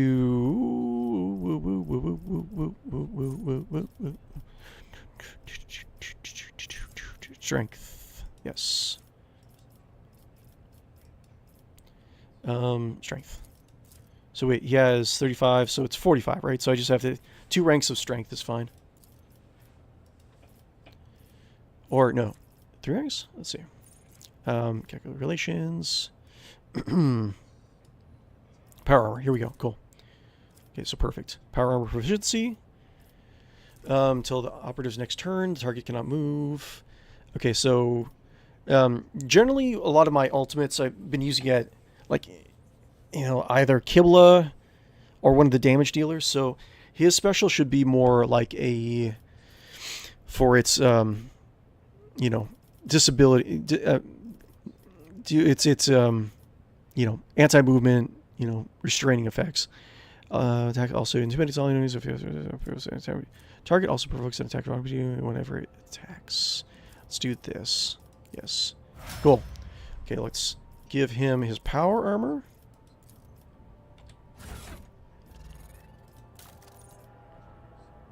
Yes. Cool. What you look like, Pascal? Oh, look at that. Looks cool.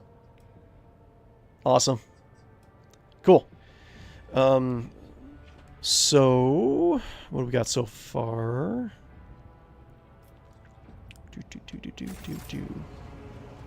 Save.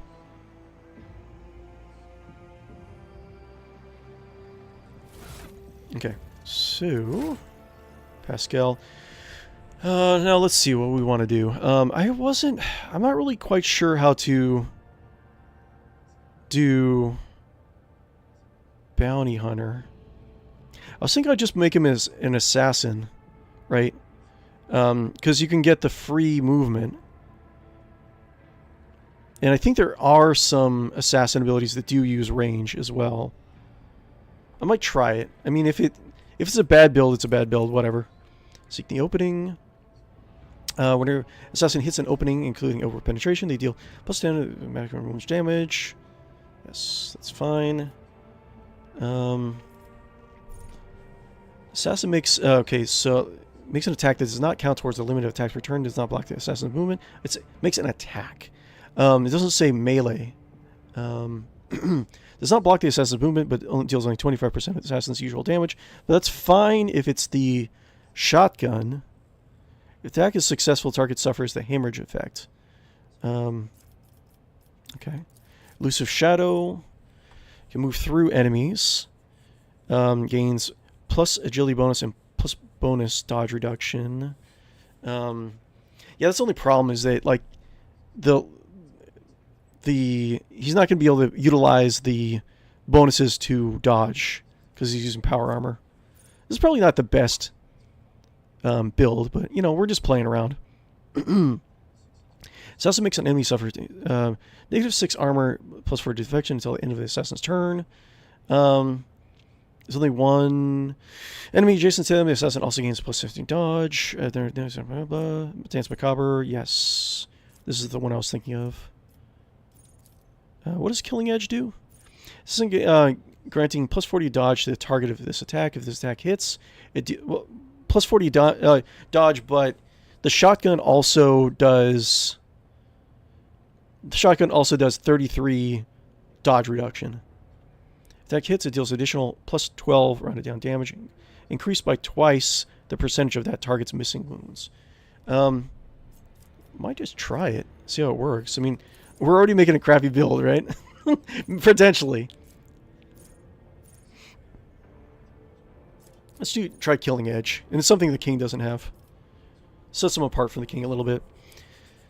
Okay. I refer the unscathed. And attacks enemy. There's a full wounds, dodge and dodge reduction. Yeah, no dodge. What is this? It attacks enemy with a single target attack that reduces target's armor and dodge by 10% until the end of the star's turn. Maybe, actually. Let's see here. Hey, nobody, what's going on?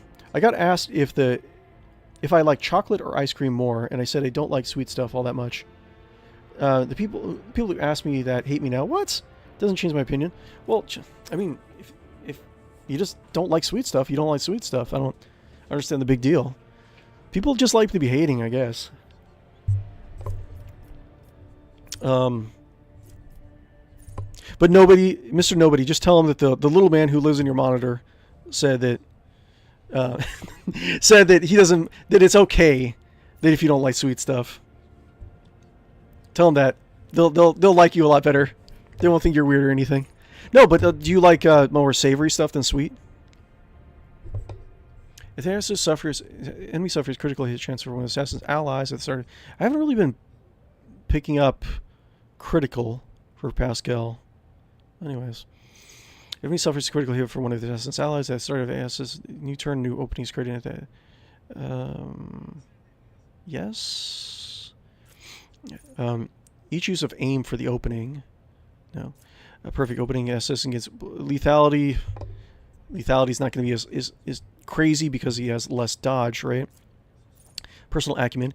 Every turn first use an assassin ability to cost 0 AP. That's good. Yeah, let's do that. Dispatch. Yes. AP increase. Yes. Agility. So we don't need to do strength necessarily anymore. I would like to do agility on Pascal, because I don't want him to go like at the top of every sort of initiative order. Or spicy, yeah. How tolerant are you for like spicy stuff, Mr. Nobody? I feel like every so often, like twice a year, for some reason I'm compelled to talk about Scoville units and like spicy stuff, you know? I don't know why. It's just something I kind of noticed fairly recently in my life. It's probably the Matrix like programming me. Return of we already got that. Ambush. All enemies that do not have... This is an interesting talent. At the start of the assassin's turn, all enemies that do not have line of sight... The assassin in their line of sight suffer unsuspecting effect until the end of the assassin's turn. Interesting. Carmine Whisper. Death... There's additional 10 damage. Wait, Death Whisper was this one, wasn't it? No, that's Killing Edge. Death Whisper, what was that? What was the kill? Okay, whatever. That's fine. Whenever your assassin deals direct damage to the target, must pass an agility test with an 8 becomes slowed until the end of their next turn. Maybe. Loses speed. If the assassin is elusive at the start of the turn. Okay. Each successful dodge grants the assassin plus 4 damage for the next successful attack. This is probably not going to synergize very well with Pascal. Place a strike also reduces the... give me 1 second, guys. I'm just going to help my wife out. Be right back.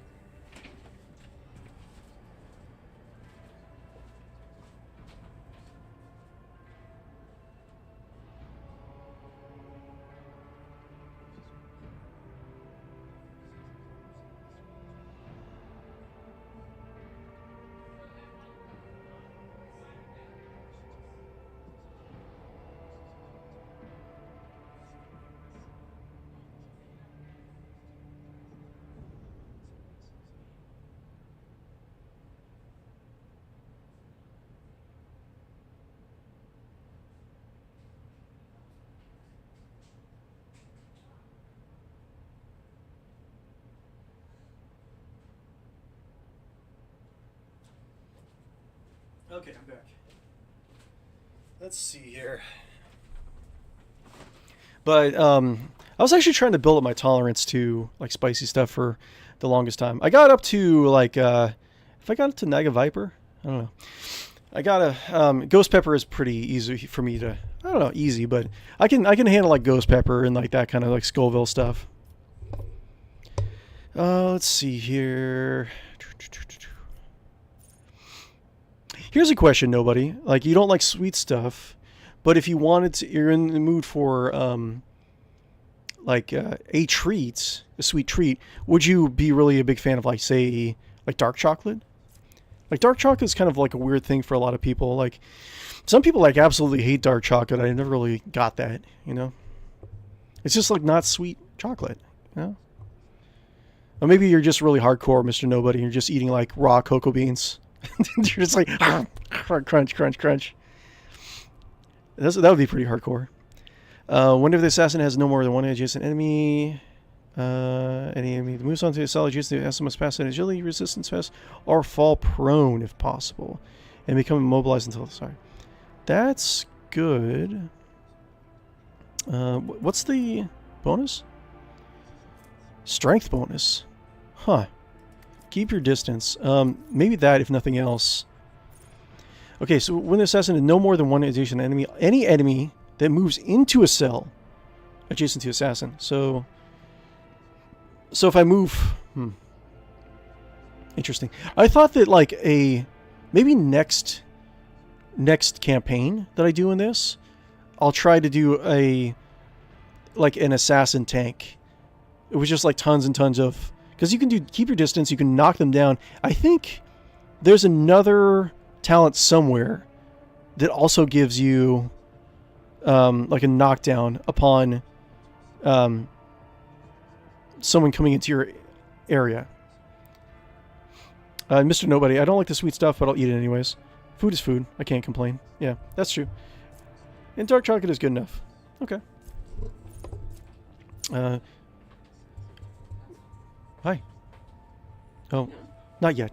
Not yet. I'll try to wrap it up in the next 15 minutes or so. Just gotta find a stopping spot. Okay, keep your distance. That's good. But someone has to come to Pascal, though. Killing spree when an assassin hits an opening. Assassin's damage increased by 2% until the end of combat stacks.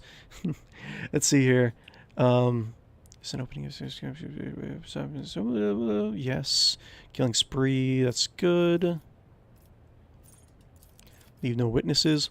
The last enemy damaged by the assassin suffers the witness effect. If the witness does not have the assassin in their line of sight at the end of the assassin's turn, if a witness does not have the assassin in their line of sight at the end of the last enemy damaged by the assassin suffers the witness effect. Okay, so you just get the witness effect. Okay, so witness effect stack. If a witness does not have the assassins in their line of sight at the end of the assassin's turn, that witness suffers, hold on, suffers 21% of their maximum base damage of the assassin's current weapon. Huh. So you can do, last enemy damaged. So you can do... Actually, I kind of want to get this. Because this seems interesting. Keep your distance is really cool, too. But you can do this. And then you engage your... line of sight. Suffers 21% of the maximum base damage of the assassin's current weapon. End of the assassin's turn. So you can do... Yeah, it's in the assassin's turn. So I can do attack with Pascal, right? Melee attack. Or wait, it was a combination. I can do, I think it's like shotgun, melee, and then boots, and knock him, kick him out.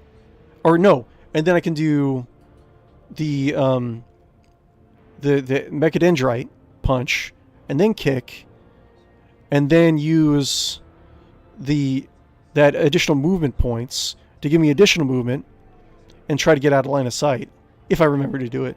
And then I get it. That's pretty good. I'm going to try that. Let's try to highlight some of these other things, though.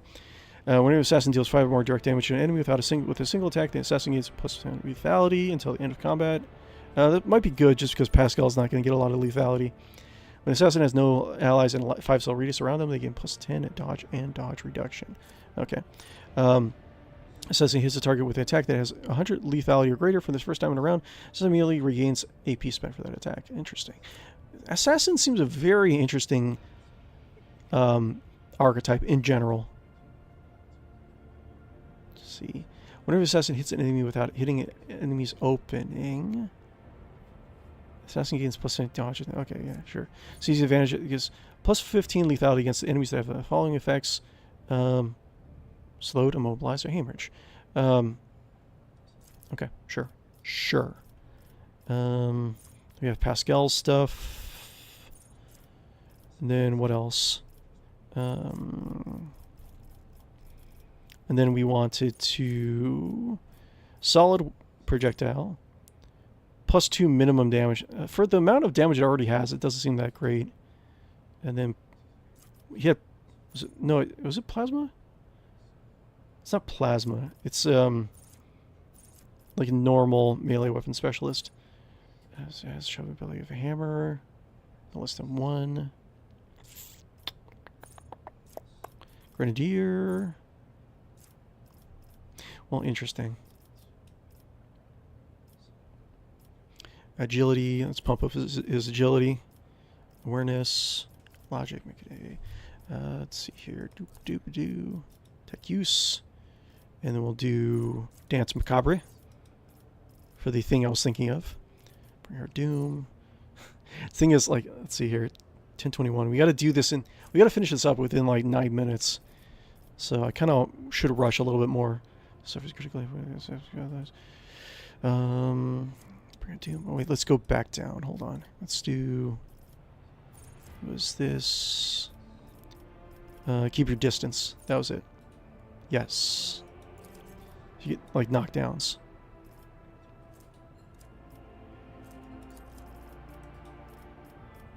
Yeah, doing agility just to not have him go at the very last section of the combat all the time. In protocols. Causes scanning. Melee attacks up by assuming communication on attack enemies. Plus communion.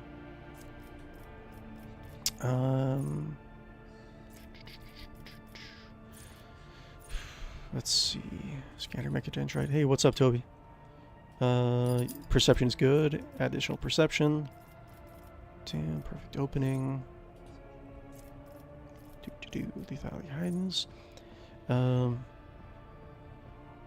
Attack damage, single attack. Yes.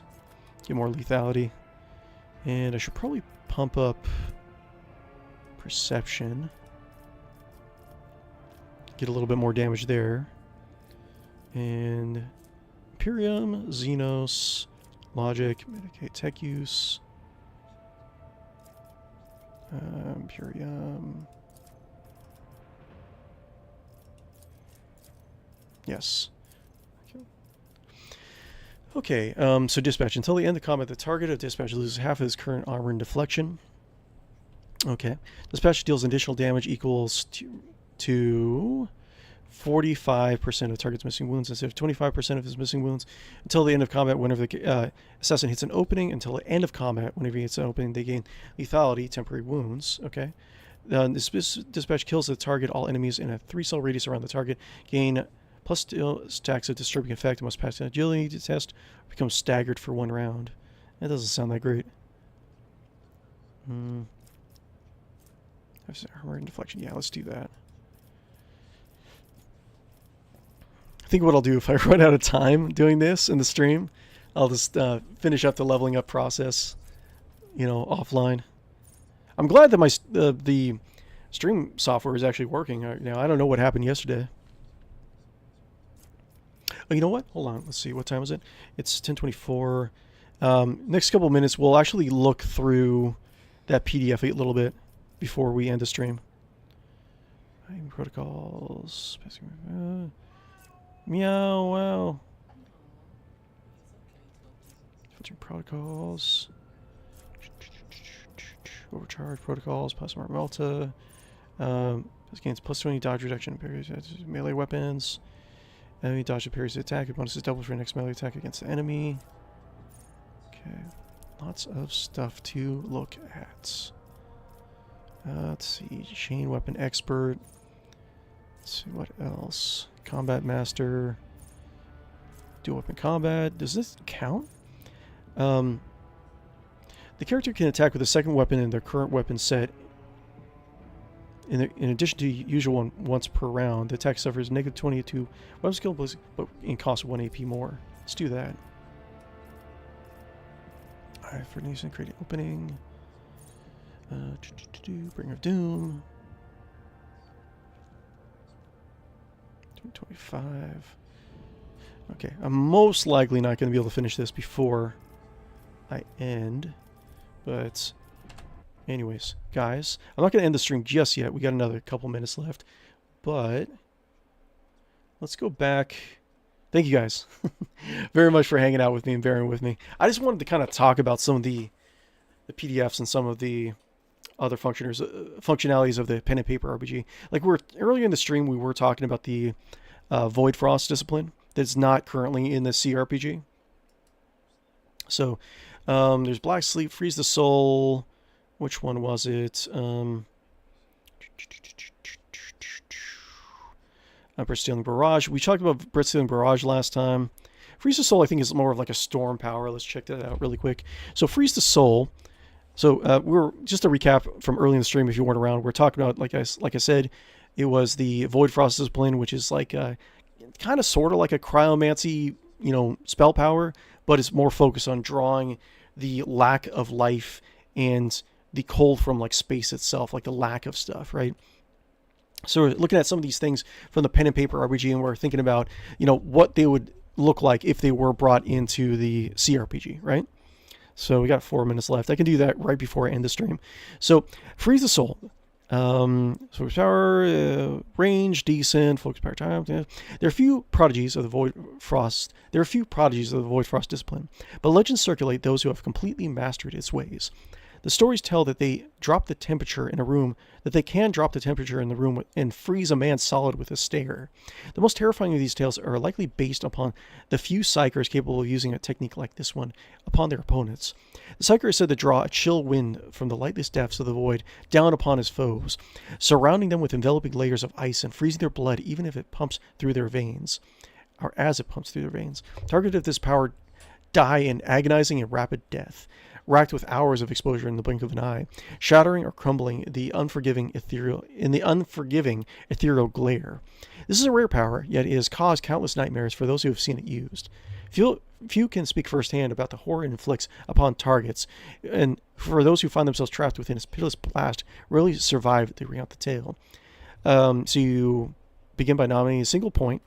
If it succeeds in a blah blah blah blah blah, you have a radius effect. So it's a range target and a radius around that target, right? And then you do that's depending on how like good you are with your psychic abilities, right? So attempts to dodge it resolve in the same way as so like if the attempts to dodge it are the same as in trying to dodge like a flamer attack, so that's easy enough to translate, right? Anything hit by the target suffers damage, so just cold damage, with a penetration of 6. So it has a higher penetration to bypass armor. Well, pen 6, yeah, that's a decent penetration, and decent amount of damage equivalent, right? It's supposed to be it's a mastery power, so you'd probably need like at least 3 power requirements in order, or 2 power requirements in order to get it. I think that's normally how it goes with the CRPG, right? Anything hit by attack suffers damage, penetration, and it gains a number level of fatigue, and it currently has. Okay, so in addition, the attack has the snare quality. So I forget exactly what the snare gun does, point for point in Rogue Trader, but it has something of that where you like snare them. It's bands of frost and close around anything caught in the blast. So it doesn't like freeze them solid like the description says, but it does like root them in place, right? So it roots them in place, gives stacks of fatigue, and it's AoE frost with high pen, right? So yeah, you would think you would have like 2 or 3 abilities you would have to get first before you actually get it, right? So let's see here. 30. Okay, so that's it. That's all I have the time for, really. But thank you very much for chilling out with me. Appreciate it. You guys are wonderful, beautiful people. You deserve all the love in the world. Don't forget that. I will figure out what I'm going to do this coming week in terms of schedule. So keep an eye on Discord. Keep an eye on social media. I'll kind of try to post them there. I'll try to post it within the day if I can. So just keep an eye on that. I think, hold on, let me check this calendar. I think the official announce for the Switch 2 is coming in a week, right? So maybe after next week, before we do Rogue Trader, actually, it's probably going to be a little bit later. Maybe we'll take a break from Rogue Trader in the middle of the stream next week, and we'll do a live viewing of the reveal of the Switch 2. That'd be fun to actually do. Yeah, and we'll just go over some more lore stuff. If you have anything you want to talk about, anything you have questions about the 40k RPG pen and paper lore, anything like that, or just the lore of 40k, you can just post in the comments below. You can DM me or post on our Discord. Contact me. I'll try to answer the questions as much as I can. And what else? If you like what you saw, be sure to like and follow and subscribe on YouTube and Twitch. Would really appreciate if you would do so. Ring the bell. Click yes for notices so you actually know when I'm going live. And yeah, I will talk to you guys soon. I'll probably be back most likely Wednesday morning at the earliest, but I'll keep you guys updated. We'll do Wednesday, Thursday, Saturday, Sunday for the foreseeable future. Later on next month is when we're going to have the schedule change. But anyways, yeah, that's it. I can't think of anything else. You guys have a wonderful day, okay? I'll talk to you later. Bye-bye.